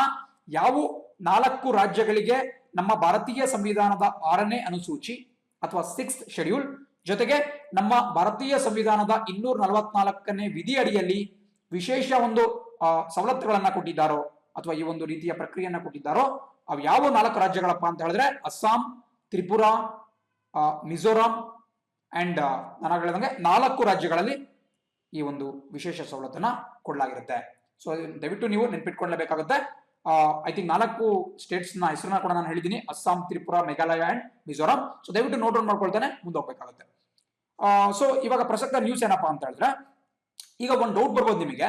ನಾನು ಆಗ್ಲೇ ಹೇಳಿದೆ ಬೋಡೋಲ್ಯಾಂಡ್ ಟೆರಿಟೋರಿಯಲ್ ಏರಿಯಾ ಡಿಸ್ಟ್ರಿಕ್ಟ್ಸ್ ಅಂತ 4 ಡಿಸ್ಟ್ರಿಕ್ಟ್ ಗಳೇನ್ ಬರುತ್ತೆ, ಇಲ್ಲಿ ರಾಜ್ಯ ಅಥವಾ ಕೇಂದ್ರ ಸರ್ಕಾರದ ಒಂದು ಕಾನೂನುಗಳು ಚಲಾವಣೆ ಆಗೋದಿಲ್ಲ ಅಂತೇಳಿ. ಸೊ ಹಾಗಿದ್ಮೇಲೆ ಈ ಒಂದು ಏರಿಯಾ, ಈ ಒಂದು ಪ್ರದೇಶದ ಆಡಳಿತವನ್ನ ಯಾರು ನೋಡ್ಕೊಳ್ತಾರೆ ಅಂತ ನಿಮಗೆ ಒಂದು ಪ್ರಶ್ನೆ ಬಂದೇ ಬರುತ್ತೆ. ಇದು ಬಹಳ ನ್ಯಾಚುರಲ್ ಪ್ರಶ್ನೆ. ಸೊ ಇದಕ್ಕೆ ಕೂಡ ಆನ್ಸರ್ ನಿಮಗೆ ಕಾಣಿಸ್ತಾ ಇದೆ. ಅಲ್ಲಿನ ಆಡಳಿತ ನೋಡ್ತಕ್ಕಂತಹದ್ದು BTC ಅಥವಾ ಬೋಡೋಲ್ಯಾಂಡ್ ಟೆರಿಟೋರಿಯಲ್ ಕೌನ್ಸಿಲ್. ಅಲ್ಲೊಂದು ಮಂಡಳಿಯನ್ನ ಮಾಡಲಾಗಿರುತ್ತೆ, ಬೋಡೋಲ್ಯಾಂಡ್ ವಲಯ ಮಂಡಳಿ ಅಂತ ಅದನ್ನು ಕರೆಯಲಾಗುತ್ತೆ. ಸೊ ಆ ಮಂಡಳಿ ಅಲ್ಲಿ ಆಡಳಿತವನ್ನು ನೋಡ್ಕೊಳ್ಳುತ್ತೆ. ಇಲ್ಲಿ ಕೆಲವರು ಅನ್ಕೋಬಹುದು ಅಲ್ಲಿ ಕೇಂದ್ರ ಮತ್ತೆ ರಾಜ್ಯ ಸರ್ಕಾರಗಳು ಯಾವುದೇ ಒಂದು ಚಲಾವಣೆ ಮಾಡಕ್ಕಾಗಲ್ಲ, ಅಲ್ಲಿ BTC ಮಾಡುತ್ತೆ, ಬೋಡೋಲ್ಯಾಂಡ್ ಟೆರಿಟೋರಿಯಲ್ ಕೌನ್ಸಿಲ್. ಹಾಗಂತ ಈ BTC ಅಂತಕ್ಕಂತಹದ್ದು ಸರ್ವಾಧಿಕಾರಿಗಳ ಒಂದು ತಂಡವ ಅಥವಾ ಬೇರೆ ಏನೋ ಅನ್ಕೋಬಹುದು. ಖಂಡಿತ ಅಲ್ಲ, ಇವರು ಕೂಡ ಎಲೆಕ್ಟೆಡ್ ಮೆಂಬರ್ಸ್, ಅಂದ್ರೆ ಚುನಾಯಿತ ಸದಸ್ಯರಾಗಿರ್ತಾರೆ. ಈ ಮಂಡಳಿಯ ಸದಸ್ಯರು ಕೂಡ ಚುನಾಯಿತರೇ ಆಗಿರ್ತಾರೆ. ಬಟ್ ಓನ್ಲಿ ಥಿಂಗ್ ಏನಪ್ಪಾ ಅಂದ್ರೆ ಇಡೀ ರಾಜ್ಯ ಸರ್ಕಾರ ಅಥವಾ ಕೇಂದ್ರ ಸರ್ಕಾರ ಅಲ್ಲಿ ಆಡಳಿತ ಮಾಡಕ್ಕಾಗಲ್ಲ, ಈ BTC ಮಾತ್ರ ಆಡಳಿತ ಮಾಡಬೇಕು. ಏನಕ್ಕಪ್ಪ ಇಂತಹ ಒಂದು ಪ್ರಾವಿಷನ್ ಕೊಟ್ಟಿದ್ದಾರೆ ಅಂತ ಹೇಳಿದ್ರೆ, ನಾನಾಗಲೇ ಹೇಳಿದಂಗೆ ಈ BTAD ಅಂತಕ್ಕಂತ ಏನು ಏರಿಯಾ ಬರುತ್ತೆ, ಅಲ್ಲಿ ಸಾಕಷ್ಟು ಸಂಖ್ಯೆಯಲ್ಲಿ ಬುಡಕಟ್ಟು ಜನಾಂಗದವರಿದ್ದಾರೆ. ಅಸ್ಸಾಂನ ಬೋಡೋ ಬುಡಕಟ್ಟು ಜನಾಂಗ ಪ್ರಮುಖವಾಗಿ ಅಲ್ಲಿದೆ. ಸೊ ಅವರ ಹಕ್ಕು ರಕ್ಷಣೆಗೋಸ್ಕರ ಮಾತ್ರ ಅವರಲ್ಲೇ ಆಯ್ಕೆ ಮಾಡಲಾಗುವಂತಹ ಬೋಡೋಲ್ಯಾಂಡ್ ಟೆರಿಟೋರಿಯಲ್ ಕೌನ್ಸಿಲ್ನವರು ಅಲ್ಲಿನ ಆಡಳಿತ ನೋಡ್ಕೊಳ್ತಾ ಹೋಗ್ತಾರೆ. ಬಟ್ ಇವತ್ತಿನ ಸುದ್ದಿ ಏನಪ್ಪಾ ಅಂತ ಹೇಳಿದ್ರೆ, ನೀವು ನೋಡ್ತಿದ್ದೀರಾ ಸದ್ಯದಲ್ಲೇ ಈ ಒಂದು BTC ಏನಿದೆ, ಬೋಡೋಲ್ಯಾಂಡ್ ಟೆರಿಟೋರಿಯಲ್ ಕೌನ್ಸಿಲ್, ಅದರ ಅಧಿಕಾರಾವಧಿ ಮುಕ್ತಾಯ ಆಗ್ತಾ ಇತ್ತು. ಹೊಸ ಚುನಾವಣೆಗಳು ನಡೀಬೇಕಾಗಿತ್ತು. ಬಟ್ ಸದ್ಯಕ್ಕೆ ಅಲ್ಲಿ ಕೊರೋನಾ ವೈರಸ್ ಇರೋ ಕಾರಣದಿಂದ ಈ ಒಂದು ಚುನಾವಣೆ ಮುಂದಕ್ಕೆ ಹೋಗಿದೆ, ಚುನಾವಣೆ ನಡೆಸಕ್ ಆಗ್ತಾ ಇಲ್ಲ. ಸೊ ಇಂತಹ ಸಮಯದಲ್ಲಿ ಅಲ್ಲಿ ಬೇರೆ ಆಪ್ಷನ್ ಇಲ್ಲ, ಬದಲಾಗಿ ರಾಜ್ಯಪಾಲರ ಆಡಳಿತ ಅಥವಾ ಗವರ್ನರ್ಸ್ ರೂಲ್ ಹಾಕಬೇಕು ಅಂತ ಅಲ್ಲೊಂದು ತೀರ್ಮಾನಕ್ಕೆ ಬರಲಾಗಿದೆ. ಸೊ ಇದು ಕೂಡ ಬಹಳ ಮುಖ್ಯ. ಅಲ್ಲಿನ ಮುಖ್ಯಮಂತ್ರಿ ಸರ್ಬಾನಂದ್ ಸೋನೋವಾಲ್ ಅವರ ಹೆಸರನ್ನು ಕೊಟ್ಟಿದ್ದಾರೆ. ಅಲ್ಲಿನ ರಾಜ್ಯಪಾಲರಾಗಿರ್ತಕ್ಕಂತಹ ಜಗದೀಶ್ ಮುಖಿ ಅವರ ಹೆಸರನ್ನ ಕೂಡ ಕೊಟ್ಟಿದ್ದಾರೆ. ಸೊ ಅಲ್ಲಿ ಈ ರಾಜ್ಯಪಾಲರ ಆಡಳಿತವನ್ನ ಹೇರಬೇಕು ಅಂತ ಒಂದು ಮಾತು ಕೇಳಿ ಬರ್ತಾ ಇದೆ. ಸೊ ಅದು ಕೂಡ ತುಂಬಾ ಇಂಪಾರ್ಟೆಂಟ್ ಆಗಿರುತ್ತೆ. ಮತ್ತೊಂದು ಮಾತನ್ನು ಗಮನಿಸಿ, ಈ BTAD ಏನಿದೆ, ಬೋಡೋಲ್ಯಾಂಡ್ ಟೆರಿಟೋರಿಯಲ್ ಏರಿಯಾ ಡಿಸ್ಟ್ರಿಕ್ಟ್ಸ್ ಏನಿದೆ, ಈ ಡಿಸ್ಟ್ರಿಕ್ಟ್ಸ್ ನಲ್ಲಿ ಅಲ್ಲಿ ಆಡಳಿತ ಮಾಡುವುದು BTC. ಅದೇ ರೀತಿ ಅಲ್ಲಿನ ಒಂದು ಸಾಂವಿಧಾನಿಕ ಮುಖ್ಯಸ್ಥರು ಯಾರಪ್ಪ, ಕಾನ್ಸ್ಟಿಟ್ಯೂಷನಲ್ ಹೆಡ್ ಆಫ್ BTAD ಯಾರಪ್ಪ ಅಂತ ಹೇಳಿದ್ರೆ ಆ ರಾಜ್ಯದ ಗವರ್ನರ್, ಆ ರಾಜ್ಯದ ರಾಜ್ಯಪಾಲರು ಇದರ ಮುಖ್ಯಸ್ಥರಾಗಿ ಕಾರ್ಯನಿರ್ವಹಿಸ್ತಾರೆ. ಸೊ ಇಂತಹ ಒಂದು ವ್ಯವಸ್ಥೆ 4 ರಾಜ್ಯಗಳು ಕಂಡು ಬರುತ್ತೆ. ಅಂದ್ರೆ ನಾನು 6th ಶೆಡ್ಯೂಲ್ ಏನಂತ ಹೇಳಿದೆ, ಸಂವಿಧಾನದ 6ನೇ ಅನುಸೂಚಿ 4 ರಾಜ್ಯಗಳಿಗೆ ಅಪ್ಲೈ ಆಗುತ್ತೆ. ಆ 4 ರಾಜ್ಯಗಳಲ್ಲಿ ಇರತಕ್ಕಂತಹ ಬುಡಕಟ್ಟು ವರ್ಗದವರ ಪ್ರಾಬಲ್ಯದ ಜಿಲ್ಲೆಗಳನ್ನ ಈ ರೀತಿ ವಿಶೇಷವಾದಂತಹ ಸವಲತ್ತನ್ನ ಕೊಡ್ತಾರೆ. ಸೊ 4 ರಾಜ್ಯಗಳನ್ನು ಕೂಡ ಹೇಳಿದ್ದೀನಿ, ಅಸ್ಸಾಂ, ತ್ರಿಪುರಾ, ಮಿಜೋರಾಂ ಅಂಡ್ ಮೇಘಾಲಯ. ದಯವಿಟ್ಟು ನೋಟ್ ಮಾಡ್ಕೊಳ್ತಾ ಮುಂದೆ ಹೋಗೋಣ. ಇದು ನಮ್ಮ ಭಾರತೀಯ ಸಂವಿಧಾನದ 244ನೇ ವಿಧಿ ಅಡಿಯಲ್ಲಿ ಬರುತ್ತೆ. ಮುಂದಿನ ಸುದ್ದಿ ಹೇಳುತ್ತೆ, ಮಧ್ಯಪ್ರದೇಶದಲ್ಲಿ ಸೋಂಕಿತರಿಗಾಗಿ ಸಂತೋಷ ಇಲಾಖೆ ಸ್ಥಾಪನೆ. ನೋಡಿ, ಇದು 2016ರಲ್ಲೇ ಒಂದು ಸುದ್ದಿ ಬಂದಿತ್ತು. ಸಂತೋಷ ಇಲಾಖೆ ಅಥವಾ ಹ್ಯಾಪಿನೆಸ್ ಡಿಪಾರ್ಟ್ಮೆಂಟ್. ಸಂತೋಷ ಅಂದ್ರೇನು? ಖುಷಿ ಅಥವಾ ಹ್ಯಾಪಿನೆಸ್ ಅಂತೇಳಿ. ಸೊ ಹ್ಯಾಪಿನೆಸ್ ಡಿಪಾರ್ಟ್ಮೆಂಟ್ ಅಂತಕ್ಕಂತಹ ಒಂದು ಇಲಾಖೆಯನ್ನ ಮಧ್ಯಪ್ರದೇಶ ಸರ್ಕಾರ 2016ನೇ ಇಸ್ವಿಯಲ್ಲೇನೆ ಜಾರಿಗೆ ತಂದಿದ್ದು. ಆ ಸಂದರ್ಭದಲ್ಲಿ ಅಧಿಕಾರದಲ್ಲಿದ್ದಂಥವ್ರು ಯಾರಪ್ಪ ಅಂತ ಹೇಳಿದ್ರೆ ಶಿವರಾಜ್ ಸಿಂಗ್ ಚೌಹಾಣ್, ಬಿಜೆಪಿ ಪಕ್ಷದ ಮುಖಂಡ ಶಿವರಾಜ್ ಸಿಂಗ್ ಚೌಹಾಣ್ ಅವಾಗ ಮುಖ್ಯಮಂತ್ರಿ ಆಗಿದ್ರು. ಬಟ್ ಅವರಾದ್ಮೇಲೆ ಕಮಲ್ನಾಥ್ ನೇತೃತ್ವದ ಕಾಂಗ್ರೆಸ್ ಸರ್ಕಾರ ಬರುತ್ತೆ. ಅವ್ರು ಬಂದ್ಬಿಟ್ಟು ಈ ಸಂತೋಷ ಇಲಾಖೆ ಅಥವಾ ಹ್ಯಾಪಿನೆಸ್ ಡಿಪಾರ್ಟ್ಮೆಂಟ್ ಅಂತ ಏನಿರುತ್ತೆ ಆ ಡಿಪಾರ್ಟ್ಮೆಂಟ್ ಅನ್ನ ತೆಗೆದುಬಿಟ್ಟು ಅದರ ಜಾಗದಲ್ಲಿ ಆಧ್ಯಾತ್ಮಿಕ ವಿಭಾಗ ಅಂತ ಮರುನಾಮಕರಣ ಮಾಡ್ತಾರೆ. ಆ ಹೆಸರನ್ನ ಚೇಂಜ್ ಮಾಡಿರ್ತಾರೆ. ಬಟ್ ನಮಗೆ ಗೊತ್ತಿರೋ ಪ್ರಕಾರ ಇತ್ತೀಚೆಗಷ್ಟೇ ಒಂದು ದೊಡ್ಡ ರಾಜಕೀಯ ಪ್ರಹಸನ ನಡೆದ್ಬಿಟ್ಟು ಮಧ್ಯಪ್ರದೇಶದಲ್ಲಿ ಕಮಲ್ನಾಥ್ ಸರ್ಕಾರ ಕುಸಿದು ಬಿದ್ದು ಅಲ್ಲಿ ಮತ್ತೆ ಶಿವರಾಜ್ ಸಿಂಗ್ ಚೌಹಾಣ್ ಅವರ ನೇತೃತ್ವದ ಸರ್ಕಾರ ಅಧಿಕಾರಕ್ಕೆ ಬಂದಿದೆ. ಸೊ ಅವರು ಮತ್ತೊಮ್ಮೆ ಅದನ್ನ ಸಂತೋಷ ಇಲಾಖೆ ಅಂತೇಳಿ ಒಂದು ಪ್ರತ್ಯೇಕ ಇಲಾಖೆಯನ್ನೇ ಸ್ಥಾಪನೆ ಮಾಡ್ತಾ ಇದ್ದಾರೆ. ಒಂದು ಹೊಸ ಇಲಾಖೆ, ಅದರ ಹೆಸರು ಸಂತೋಷ ಇಲಾಖೆ ಅಥವಾ ಹ್ಯಾಪಿನೆಸ್ ಡಿಪಾರ್ಟ್ಮೆಂಟ್ ಅಂತೇಳಿ. ಸೊ ಏನಕ್ಕಪ್ಪ ಇದು ಮಾಡ್ತಾ ಇದ್ದಾರೆ ಅಂತ ಹೇಳಿದ್ರೆ ಈ ಸೋಂಕಿತರು ಸಾಕಷ್ಟು ಮಾನಸಿಕವಾಗಿ ಜರ್ಜರಿತರಾಗಿರ್ತಾರೆ. ಅವರಿಗೆ ಒಂದಷ್ಟು ಉತ್ಸಾಹವನ್ನ ತುಂಬುವ ಉದ್ದೇಶದಿಂದ ಒಂದಷ್ಟು ಈ ಚೇತೋಹಾರಿಯಾಗಿ ಅವರಿಗೆ ಒಂದು ಪ್ರಯತ್ನ ಮಾಡುವ ಉದ್ದೇಶದಿಂದ ಮಧ್ಯಪ್ರದೇಶ ಸರ್ಕಾರ ಈ ಜಾರಿಗೆ ತಂದಿದೆ. ಸೊ ಡೆಫಿನೆಟ್ಲಿ ಕ್ವಶನ್ ಆಗ್ಬೋದು, ಇತ್ತೀಚೆಗಷ್ಟೇ ಹ್ಯಾಪಿನೆಸ್ ಡಿಪಾರ್ಟ್ಮೆಂಟ್ ಅಥವಾ ಸಂತೋಷ ಇಲಾಖೆ ಜಾರಿಗೆ ತಂದಂತಹ ರಾಜ್ಯ ಯಾವುದು ಅಂತ ಹೇಳಿದ್ರೆ ಖಂಡಿತವಾಗಿ ಮಧ್ಯಪ್ರದೇಶ ಆಗಿರುತ್ತೆ. ಸೊ ಮಧ್ಯಪ್ರದೇಶದ ರಾಜಧಾನಿ ಭೋಪಾಲ್, ಅವತ್ತು ಕೂಡ ಮಾತಾಡಿದೀವಿ ಯಾವ ರೀತಿ ಇಂದೋರ್ ಅಂತಕ್ಕಂಥ ನಗರ ಮಧ್ಯಪ್ರದೇಶದ ಅತಿ ದೊಡ್ಡ ಅಥವಾ ಅತಿ ಹೆಚ್ಚು ಜನಸಂಖ್ಯೆ ಉಳ್ಳಂತಹ ಒಂದು ರಾಜ್ಯ ಆಗಿದೆ, ಒಂದು ನಗರ ಆಗಿದೆ. ಇದೇ ರೀತಿ ಮುಂದಿನ ಸುದ್ದಿ ನೋಡ್ತಾ ಇದೀವಿ. Yemen separatist declare self rule in south. ನೋಡಿ, ಯಮನ್ ನಲ್ಲಿ ಯಾವಾಗ್ಲೂ ಕೂಡ ತುಂಬಾ ದಿನಗಳಿಂದ ಒಂದು ನಾಗರಿಕ ಸಂಘರ್ಷ ಅಥವಾ ಸಿವಿಲ್ ವಾರ್ ಅಂತ ಕರಿತೀವಿ, ಅದು ನಡೀತಾನೆ ಇದೆ. ಅಲ್ಲಿ ಎರಡು ಗುಂಪುಗಳಾಗ್ಬಿಟ್ಟಿದಾವೆ. ಒಂದು ಯಮನ್ ಸರ್ಕಾರದ ಪರವಾಗಿರ್ತಕ್ಕಂತಹ ಒಂದು ಗುಂಪು, ಯಮನ್ ಗೌರ್ಮೆಂಟ್ ಫೋರ್ಸಸ್. ಇದಕ್ಕೆ ಸೌದಿ ಅರೇಬಿಯಾ ಸಪೋರ್ಟ್ ಮಾಡ್ತಾ ಇದೆ. ಒಂದು ಪ್ರಬಲ ಸುನ್ನಿ ಮುಸ್ಲಿಂ ರಾಷ್ಟ್ರವಾಗಿರ್ತಕ್ಕಂತಹ ಸೌದಿ ಅರೇಬಿಯಾ ಯಮನ್ ಸರ್ಕಾರದ ಪರವಾಗಿರ್ತಕ್ಕಂತಹ ಸೇನಾಪಡೆಗಳಿಗೆ ಸಪೋರ್ಟ್ ಮಾಡ್ತಾ ಇದೆ. ಬಟ್ ಅದನ್ನ ವಿರೋಧಿಸ್ಬಿಟ್ಟು ಇಲ್ಲಿ ನೋಡ್ತಾ ಇದ್ದೀರಾ, ಸದರ್ನ್ ಟ್ರಾನ್ಸಿಷನಲ್ ಕೌನ್ಸಿಲ್ STC ಅಂತಕ್ಕಂತಹ ಒಂದು ಬಂಡುಕೋರರ ಪಡೆ, ನೀವು ನೋಡ್ತಾ ಇದ್ದೀರಾ, ಅವ್ರನ್ನ ಸೆಪರೇಟಿಸ್ಟ್ ಅಂತ ನಾವು ಕರಿತೀವಿ. ಸೆಪರೇಟಿಸ್ಟ್ ಅಂದ್ರೇನು? ನಮ್ಮ ಭಾರತದ ಜಮ್ಮು ಕಾಶ್ಮೀರದಲ್ಲೂ ಕೂಡ ಅವಾಗ ಕೇಳಿ ಬರ್ತಾ ಇರುತ್ತೆ ಸೆಪರೇಟಿಸ್ಟ್ಸ್ ಅಂತ ಹೇಳಿ. ಅವ್ರನ್ನ ನಾವು ಕನ್ನಡದಲ್ಲಿ ಪ್ರತ್ಯೇಕವಾದಿಗಳು ಅಂತ ಕರಿತೀವಿ. ಅಂದ್ರೆ ಯಾವುದಾದ್ರೂ ಒಂದು ದೇಶವನ್ನ ಅಥವಾ ರಾಜ್ಯವನ್ನ ಅಥವಾ ಒಂದು ಸ್ಥಳವನ್ನ ವಿಭಜಿಸಬೇಕು, ಹೊಸ ದೇಶ ಮಾಡಬೇಕು, ಇಂತಹ ಒಂದು ಡಿಮ್ಯಾಂಡ್ ಅನ್ನ ಇಟ್ಕೊಂಡಿರುವ ವ್ಯಕ್ತಿಗಳನ್ನ ನಾವು ಪ್ರತ್ಯೇಕವಾದಿಗಳು ಅಂತ ಕರಿತೀವಿ. ಇದು ಭಾರತದಲ್ಲೂ ಕೂಡ ಇದೆ. ಅದೇ ರೀತಿ ಯಮನ್ನಲ್ಲೂ ಕೂಡ STC ಅಂತಕ್ಕಂತಹ ಒಂದು ಪ್ರತ್ಯೇಕವಾದಿಗಳ ಗುಂಪಿಗೂ ಅಲ್ಲಿನ ಸರ್ಕಾರಕ್ಕೂ ದೊಡ್ಡ ಜಟಾಪಟಿ ನಡೀತಾನೆ ಇರುತ್ತೆ. ಈ ಒಂದು STC, ಈ ಒಂದು ಪ್ರತ್ಯೇಕವಾದಿಗಳ ಗುಂಪನ್ನ ಸಪೋರ್ಟ್ ಮಾಡೋದು ಯುನೈಟೆಡ್ ಅರಬ್ ಎಮಿರೇಟ್ಸ್ ಸರ್ಕಾರ. ಈ ದುಬೈ ಏನ್ ಬರುತ್ತೆ ಅದು ಯುನೈಟೆಡ್ ಅರಬ್ ಎಮಿರೇಟ್ಸ್ ನಲ್ಲಿ ಬರುತ್ತೆ. ಈ UAE ಸರ್ಕಾರ STC ಅವರಿಗೆ ಸಪೋರ್ಟ್ ಮಾಡುತ್ತೆ. ಅದೇ ರೀತಿ ಸೌದಿ ಅರೇಬಿಯಾ ಯೆಮೆನ್ ಸರ್ಕಾರಿ ಪಡೆಗಳಿಗೆ ಸಪೋರ್ಟ್ ಮಾಡುತ್ತೆ. ಸೊ ಇವೆರಡರ ಮಧ್ಯೆ ಜಗಳ ನಡೀತಾ ಇತ್ತು. ಇವಾಗ ಬಂದಿರತಕ್ಕಂತಹ ಸುದ್ದಿ ಏನಪ್ಪಾ ಅಂತ ಹೇಳಿದ್ರೆ, ಆ ಯಮನ್ ದೇಶದ ದಕ್ಷಿಣ ಭಾಗದಲ್ಲಿ ಈ STC ಸದರ್ನ್ ಟ್ರಾನ್ಸಿಷನಲ್ ಕೌನ್ಸಿಲ್ ಅಂತಕ್ಕಂತಹ ಒಂದು ಪ್ರತ್ಯೇಕವಾದಿ ಗುಂಪು ಅಲ್ಲಿ ಒಂದು ಕಂಟ್ರೋಲ್ ನ ಪಡ್ಕೊಂಡಿದೆ. ಇದು ಬಹಳ ಪ್ರಮುಖ. ಯಾಕಪ್ಪ ಅಂತ ಹೇಳಿದ್ರೆ ಅಲ್ಲಿ ಏಡನ್ ಪೋರ್ಟ್ ಅಂತ ಬರುತ್ತೆ. ನೀವು ಕೂಡ ಅದನ್ನ ಬಹಳಷ್ಟು ಬಾರಿ ಕೇಳಿರ್ತೀರಾ, ದಯವಿಟ್ಟು ನೋಟ್ ಡೌನ್ ಮಾಡ್ಕೊಳ್ಳಿ. ಮತ್ತೊಂದ್ಸರಿ ಬರೀತೀನಿ ನಾನು. ಏಡನ್ ಪೋರ್ಟ್ ಅಂದ್ರೆ ಏಡನ್ ಬಂದರು, ಗಲ್ಫ್ ಆಫ್ ಏಡನ್ ಅಂತ ಕೂಡ ಕೇಳ್ತಾ ಇರ್ತೀರ ನೀವು. ಸೊ ಗಲ್ಫ್ ಆಫ್ ಏಡನ್ ಅಂದ್ರೇನು? ಇದು ಪ್ರಪಂಚದ ಒಂದು ಪ್ರಮುಖ ತೈಲ ಸಾಗಾಟ ಮಾಡತಕ್ಕಂತಹ ಸಮುದ್ರ ಮಾರ್ಗ, ಒಂದು ಸಿ ರೂಟ್. ಇದು ಇಲ್ಲಿ ಪ್ರಪಂಚದ ಸಾಕಷ್ಟು, ಒಂದು ಅಂದಾಜಿನ ಪ್ರಕಾರ ಸುಮಾರು 11% ನಷ್ಟು ಈ ಒಂದು ತೈಲ ಈ ಗಲ್ಫ್ ಆಫ್ ಏಡನ್ ಮೂಲಕವೇ ಹರಿದು ಹೋಗುತ್ತೆ. ಸೊ ಯಾರು ಈ ಏಡನ್ ಬಂದರನ್ನ ವಶಪಡಿಸಿಕೊಳ್ತಾರೋ ಅವರಿಗೆ ಈ ಒಂದು ತೈಲ ಸರಬರಾಜಿನ ಮೇಲೆ ಸಾಕಷ್ಟು ಹಿಡಿತ ಸಿಗುತ್ತೆ. ಸೊ ಈಗ ಈ ಒಂದು ಪ್ರತ್ಯೇಕವಾದಿ ಗುಂಪು ಈ ಏಡನ್ ಪೋರ್ಟ್ ಮೇಲೆ ತನ್ನ ಒಂದು ಹಕ್ಕನ್ನ ಪ್ರತಿಪಾದಿಸಿದೆ, ಅದನ್ನ ವಶ ಕೂಡ ಪಡ್ಕೊಂಡಿದೆ. ಸೊ ಇದೇ ರೀತಿ ನೀವು ಇನ್ನೊಂದು ವರ್ಡ್ ಅನ್ನು ಕೇಳಿರ್ತೀರಾ, ಸ್ಟ್ರೈಟ್ ಆಫ್ ಹರ್ಮುಜ್ ಅಂತ ಕೇಳಿರ್ತೀರಾ. Strait of Hormuz. So strait of Hormuz ಅಂದ್ರೆ ಏನು? ಇದು ಪ್ರಪಂಚದ ಅತಿ ಹೆಚ್ಚು ತೈಲ ಸರಬರಾಜು ಆಗ್ತಕ್ಕಂತಹ ಒಂದು ಸ್ಥಳ ಇದು. ಸೊ ನಾವು ಸ್ಟ್ರೈಟ್ ಅಂದ್ರೆ ಕನ್ನಡದಲ್ಲಿ ಜಲಸಂಧಿ ಅಂತ ಕರಿತೀವಿ. ಯಾವ ರೀತಿ ಭಾರತ ಮತ್ತು ಶ್ರೀಲಂಕಾ ನಡುವೆ ಪಾಕ್ ಜಲಸಂಧಿ ಕಂಡು ಬರುತ್ತೋ ನಮಗೆ, ಪಾಕ್ ಸ್ಟ್ರೈಟ್ ಅಂತ, ಅದೇ ರೀತಿ ಸ್ಟ್ರೈಟ್ ಆಫ್ ಹಾರ್ಮುಜ್ ಅಂತ ಕೂಡ ಕಂಡು ಬರುತ್ತೆ. ಅಲ್ಲಿ ವಿಶ್ವದ ಅತಿ ಹೆಚ್ಚು ಕಚ್ಚಾ ತೈಲದ ಒಂದು ಸರಬರಾಜು ನಡೀತಾ ಹೋಗುತ್ತೆ. ಅದೇ ರೀತಿ ಗಲ್ಫ್ ಆಫ್ ಏಡನ್ ಅಲ್ಲೂ ಕೂಡ ಸಾಕಷ್ಟು ಕಚ್ಚಾ ತೈಲ ನಡೀತಾ ಇರುತ್ತೆ. ಸೊ ಅಂತಹ ಒಂದು ಕ್ಲಿಷ್ಟಕರ, ಒಂದು ಬಹಳ ಇಂಪಾರ್ಟೆಂಟ್ ಆಗಿರತಕ್ಕಂತಹ ಸ್ಥಳದಲ್ಲಿ ಈ ಬಂಡುಕೋರರು ವಶಪಡಿಸಿಕೊಂಡಿದ್ದಾರೆ. ಸೊ ಇದು ಯಾವ ಒಂದು ಹಂತಕ್ಕೆ ಹೋಗುತ್ತೆ ಅಂತ ನೋಡ್ಬೇಕಾಗುತ್ತೆ. ಇಲ್ಲಿ ಯಾವಾಗಲೂ ಕೂಡ ಹೌತೀಸ್ ಅಂತ ಒಂದು ಗ್ರೂಪ್ ಕಂಡು ಬರುತ್ತೆ. ಹೌತಿಗಳು ಅಂತ ಹೇಳಿದ್ರೆ ಇವರು ಇಸ್ಲಾಂ ಧರ್ಮದ ಬುಡಕಟ್ಟು ಜನಾಂಗಕ್ಕೆ ಸೇರಿದವರು. ಇವರು ಒಂದು ಇಸ್ಲಾಮಿಕ್ ಪಂಥ. ಹೌತಿಗಳಿಗೂ ಮತ್ತೆ ಅಲ್ಲಿನ ಒಂದು ಸೇನಾಪಡೆಗಳಿಗೂ ಸಾಕಷ್ಟು ಹೊಡೆದಾಟ ನಡೀತಾನೆ ಇರುತ್ತೆ. ಬಟ್ ಇವಾಗ ಇದೊಂದು ಮತ್ತೊಂದು ಟರ್ನ್ ತಗೊಂಡಿದೆ. ನೋಡ್ಬೇಕು ಇದು ಇನ್ನು ಯಾವ ಒಂದು ಲೆವೆಲ್ಗೆ ಹೋಗುತ್ತೆ ಅಂತೇಳಿ. ಬಿಕಾಸ್ ಎರಡು ಹೊರಗಿನ ದೇಶಗಳು ಕೂಡ ಈ ಯಮನ್ ದೇಶದ ಆಂತರಿಕ ಕಲಹದಲ್ಲಿ ಇನ್ವಾಲ್ವ್ ಆಗಿದ್ದಾವೆ. ಒಂದು ಸೌದಿ ಅರೇಬಿಯಾ, ಮತ್ತೊಂದು ಯುನೈಟೆಡ್ ಅರಬ್ ಎಮಿರೇಟ್ಸ್. ಸೊ ಇದು ಎಷ್ಟರ ಮಟ್ಟಿಗೆ ಪರಿಣಾಮ ಬೀರುತ್ತೆ ಅಂತ ನಾವು ಕಾದು ನೋಡ್ಬೇಕಾಗುತ್ತೆ. ಮುಂದಿನ ಸುದ್ದಿ ನೋಡ್ತಾ ಇದ್ದೀರಾ, ಚೀನಾದಿಂದ ಕರೋನಾ ನಷ್ಟ ವಸೂಲಿ ಅಂತೇಳಿ. ನೋಡಿ, ಇದು ಇನ್ನೂ ಕೂಡ ಅಧಿಕೃತವಾಗಿ ತೀರ್ಮಾನವಾಗಿಲ್ಲ. ಬಟ್ ಪ್ರಪಂಚದ ಹಲವಾರು ದೇಶಗಳು ಒಂದು ಐಡಿಯಾವನ್ನ ಮುಂದಿಡ್ತಾ ಇದ್ದಾವೆ. ಅದೇನಪ್ಪಾ ಅಂತ ಹೇಳಿದ್ರೆ, ಇಡೀ ಪ್ರಪಂಚದಲ್ಲಿ ಈ ಒಂದು ದಾರುಣ ಸ್ಥಿತಿ ಉಂಟಾಗಿರೋದಕ್ಕೆ ಕಾರಣವೇ ಚೀನಾ. ಅವರು ತಮ್ಮ ದೇಶದಲ್ಲಿ ಈ ಒಂದು ಪರಿಸ್ಥಿತಿಯನ್ನ ಚೆನ್ನಾಗಿ ನಿಭಾಯಿಸ್ತಿಲ್ಲ. ಹಾಗಾಗಿ ಇವಾಗ ಇಡೀ ಪ್ರಪಂಚವೇ ಪರಿತಪಿಸಬೇಕಾಗಿದೆ ಅಂತ ಅವರು ಹೇಳ್ತಾ ಇದ್ದಾರೆ. ಹಾಗಾಗಿ ಏನು ಇಡೀ ವಿಶ್ವದ ಹಲವಾರು ದೇಶಗಳು ನಷ್ಟವನ್ನು ಅನುಭವಿಸಿದ್ದಾವೆ, ಅದನ್ನ ಚೀನಾದಿಂದ ವಸೂಲಿ ಮಾಡಬೇಕು ಅಂತ ಒಂದು ಕೂಗು ಕೇಳಿ ಬರ್ತಾ ಇದೆ. ಇದು ಬಹಳ ಆಶ್ಚರ್ಯಕರ ಒಂದು ಉತ್ತಮವಾದಂತಹ ಕೂಗು ಅಂತಾನೆ ಹೇಳ್ಬೋದು. ಯಾಕಪ್ಪ ಅಂದ್ರೆ ನಿಜವಾಗ್ಲೂ ಹೇಳ್ಬೇಕು, ಈ ಚೀನಾ ದೇಶ ತಾನು ಮಾಡಿದಂತಹ ತಪ್ಪಿಗೆ ಈ ಇಡೀ ಪ್ರಪಂಚವೇ ಒಂದು ಬೆಲೆಯನ್ನ ತರ್ತಾ ಇದೆ.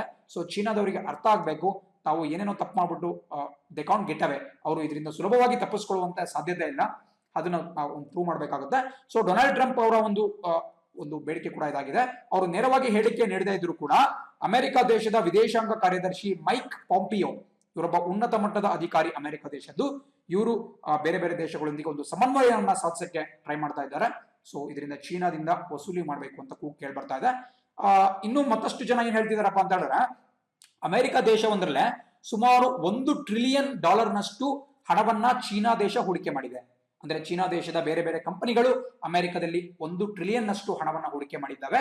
ಸೊ ಆ ಇಡೀ ಹಣವನ್ನ ಮುಟ್ಟುಗೋಲು ಹಾಕೋಬೇಕು, ಕನ್ಫಿಸ್ಕೇಟ್ ಮಾಡಬೇಕು ಅಂತ ಒಂದಷ್ಟು ಜನ ಕೇಳ್ತಾ ಇದ್ದಾರೆ. ಬಟ್ ಇದು ನಡೆಯುತ್ತೋ ಇಲ್ಲೋ ಅಂತ ಹೇಳಕ್ಕಾಗಲ್ಲ. ಬಿಕಾಸ್ ಯಾವುದೇ ಒಂದು ದೇಶದಲ್ಲಿ ಹಣವನ್ನ ಹೂಡಿಕೆ ಮಾಡಿದ್ವಿ ಅಂತ ಹೇಳಿದ್ರೆ ಅದನ್ನ ಮುಟ್ಗೋಲು ಹಾಕೊಂಡ್ರೆ ಆ ದೇಶದ ಒಂದು ನಂಬಿಕೆ ಮತ್ತು ಗೌರವಕ್ಕೆ ಚ್ಯುತಿ ಬಂದಂಗಾಗುತ್ತೆ, ಒಂದು ಟ್ರಸ್ಟ್ ಬ್ರೀಚ್ ಆದಂಗಾಗುತ್ತೆ. ಹಾಗಾಗಿ ಅಮೆರಿಕ ಈ ಒಂದು ಪ್ರಯತ್ನಕ್ಕೆ ಕೈ ಹಾಕಲಾರದು. ಬಟ್ ಆದ್ರೂ ಕೂಡ ಇಡೀ ಒಂದು ಜಾಗತಿಕ ಸಮುದಾಯ, ದಿ ಗ್ಲೋಬಲ್ ಕಮ್ಯುನಿಟಿ ಒಟ್ಟುಗೂಡ್ಬಿಟ್ಟು ಚೀನಾ ಮೇಲೆ ಒತ್ತಡವನ್ನ ತಂದ್ರು ಅಂತ ಹೇಳಿದ್ರೆ ಚೀನಾದಿಂದ ಒಂದಷ್ಟು ಇದಕ್ಕೆ ಬೇಕಾದಂತಹ ಪರಿಣಾಮವನ್ನ ಚೀನಾಕ್ಕೆ ನಾವು ತೋರಿಸಲೇಬೇಕಾಗುತ್ತೆ. ಇದಕ್ಕೆ ಇಡೀ ಜಾಗತಿಕ ಸಮುದಾಯ ಒಗ್ಗಟ್ಟಾಗಲೇಬೇಕಾಗುತ್ತೆ. ಅಂಡ್ ಇವಾಗಲೂ ಮೊದಲೇ ಅಮೆರಿಕದಲ್ಲಿ ಒಂದು ಅಧ್ಯಕ್ಷೀಯ ಚುನಾವಣೆ ಹತ್ರ ಬರ್ತಾ ಇದೆ. ಸೊ ಇಂತಹ ಸಂದರ್ಭದಲ್ಲಿ ಡೊನಾಲ್ಡ್ ಟ್ರಂಪ್ ಅವರ ಒಂದು ವ್ಯಕ್ತಿತ್ವಕ್ಕೆ ಭಾರಿ ದೊಡ್ಡ ಡ್ಯಾಮೇಜ್ ಉಂಟಾಗಿದೆ. ಸೊ ಹಾಗಾಗಿ ಅವ್ರು ಹೇಗಾದ್ರೂ ಮಾಡಿ ಚೀನಾಕ್ಕೆ ತಕ್ಕ ಪಾಠ ಕಲಿಸಬೇಕು ಅಂತ ಕಾಯ್ತಾ ಇದ್ದಾರೆ. ಕಾದ್ ನೋಡ್ಬೇಕು ಇದು ಇಲ್ಲಿಗೆ ಹೋಗುತ್ತೆ ಅಂತ ಹೇಳಿ. ಮುಂದಿನ ಸುದ್ದಿ ನೋಡ್ತಾ ಇದೀವಿ, centre effects major reshuffle of officials. ನೋಡಿ, ನಿನ್ನೆ ಕೇಂದ್ರ ಸರ್ಕಾರ ಒಂದು ದೊಡ್ಡ ರೀಶಫಲಿಂಗ್ ಮಾಡಿದೆ. ಬೇರೆ ಬೇರೆ ಇಲಾಖೆಗಳಿದ್ದಂತಹ ಪ್ರಮುಖ ಅಧಿಕಾರಿಗಳನ್ನ ಬೇರೆ ಬೇರೆ ಇಲಾಖೆಗೆ ಟ್ರಾನ್ಸ್ಫರ್ ಮಾಡಿದೆ. ಇದು ಪ್ರತಿ ಕಾಲಕ್ಕೆ ನಡೀತಾ ಬರುವಂತಹ ಒಂದು ಪ್ರಕ್ರಿಯೆ. ಯಾವಾಗೆಲ್ಲ ಆಡಳಿತ ಯಂತ್ರಕ್ಕೆ ಚುರುಕು ಮುಟ್ಟಿಸ್ಬೇಕು ಅಂತ ನಮ್ಮ ಸರ್ಕಾರ ತೀರ್ಮಾನ ಮಾಡುತ್ತೋ ಅವಾಗೆಲ್ಲ ಈ ಬ್ಯೂರೋಕ್ರಾಟ್ಸ್ ಏನಿದ್ದಾರೆ, ಅಂದ್ರೆ ಉನ್ನತ ಮಟ್ಟದ ಅಧಿಕಾರಿಗಳೇನಿದ್ದಾರೆ, ಅವ್ರನ್ನ ಟ್ರಾನ್ಸ್ಫರ್ ಮಾಡೋದು ಅಥವಾ ಅವ್ರನ್ನ ಪ್ರಮೋಷನ್ ಕೊಡೋದು, ಬಡ್ತಿ ಕೊಡೋದು ಮುಂತಾದ ಕೆಲಸಗಳನ್ನ ಮಾಡ್ತಾ ಇರುತ್ತೆ. ಸೊ ನಿನ್ನೆ ಕೂಡ ಒಂದು ಮೇಜರ್ ಒಂದು ಇದಾಗಿದೆ. ಸುಮಾರು 23 ಕಾರ್ಯದರ್ಶಿ ಹಂತದ ಅಧಿಕಾರಿಗಳನ್ನ ಬೇರೆ ಬೇರೆ ಇಲಾಖೆಗೆ ಟ್ರಾನ್ಸ್ಫರ್ ಮಾಡಿದ್ದಾರೆ. ಸೊ ಅದರಲ್ಲಿ ಪ್ರಮುಖವಾಗಿ ನಾವು ಎಲ್ಲದೂ ನೆನ್ಪಿಟ್ಕೊಳಕ್ಕೆ ಸಾಧ್ಯವೇ ಇಲ್ಲ. 23 ಜನ ಇದ್ದಾರೆ. ಸೊ ಪ್ರಮುಖವಾಗಿ ನೀವೇನ್ ಚಿತ್ರದಲ್ಲಿ ನೋಡ್ತಾ ಇದ್ದೀರಾ, ತರುಣ್ ಬಜಾಜ್ ಅಂತೇಳಿ. ಇದಕ್ಕೂ ಮುಂಚೆ ಅತನು ಚಕ್ರವರ್ತಿ ಅಂತಕ್ಕಂತಹ ಹಿರಿಯ ಅಧಿಕಾರಿ ನಮ್ಮ ಎಕನಾಮಿಕ್ ಅಫೇರ್ಸ್ ಇಲಾಖೆ ಏನಿದೆ, ಅಂದ್ರೆ ನಮ್ಮ ಹಣಕಾಸು ವ್ಯವಹಾರಗಳ ಇಲಾಖೆ ಏನಿದೆ ಅದರ ಕಾರ್ಯದರ್ಶಿಯಾಗಿದ್ರು. ಅವರು ನಿವೃತ್ತಿ ಆಗ್ತಾ ಇದ್ದಾರೆ. ಸೊ ಅವರ ಸ್ಥಾನಕ್ಕೆ ತರುಣ್ ಬಜಾಜ್ ಅಂತಕ್ಕಂಥ ಒಬ್ಬ ವ್ಯಕ್ತಿಯನ್ನ ನೇಮಕ ಮಾಡ್ತಾ ಇದ್ದಾರೆ. ಸೊ ಇವರು ಒಬ್ಬ ಪಾಪ್ಯುಲರ್ ಅಧಿಕಾರಿ. ಸೊ ಅವರ ಹೆಸರು ಸ್ವಲ್ಪ ಇಂಪಾರ್ಟೆಂಟ್ ಆಗಿರುತ್ತೆ. ಬಿಕಾಸ್ ಈ ಒಂದು ಹಣಕಾಸು ವ್ಯವಹಾರಗಳ ಇಲಾಖೆ ಬಹಳ ಒಂದು ಪ್ರಮುಖವಾದಂತಹ ಹುದ್ದೆ.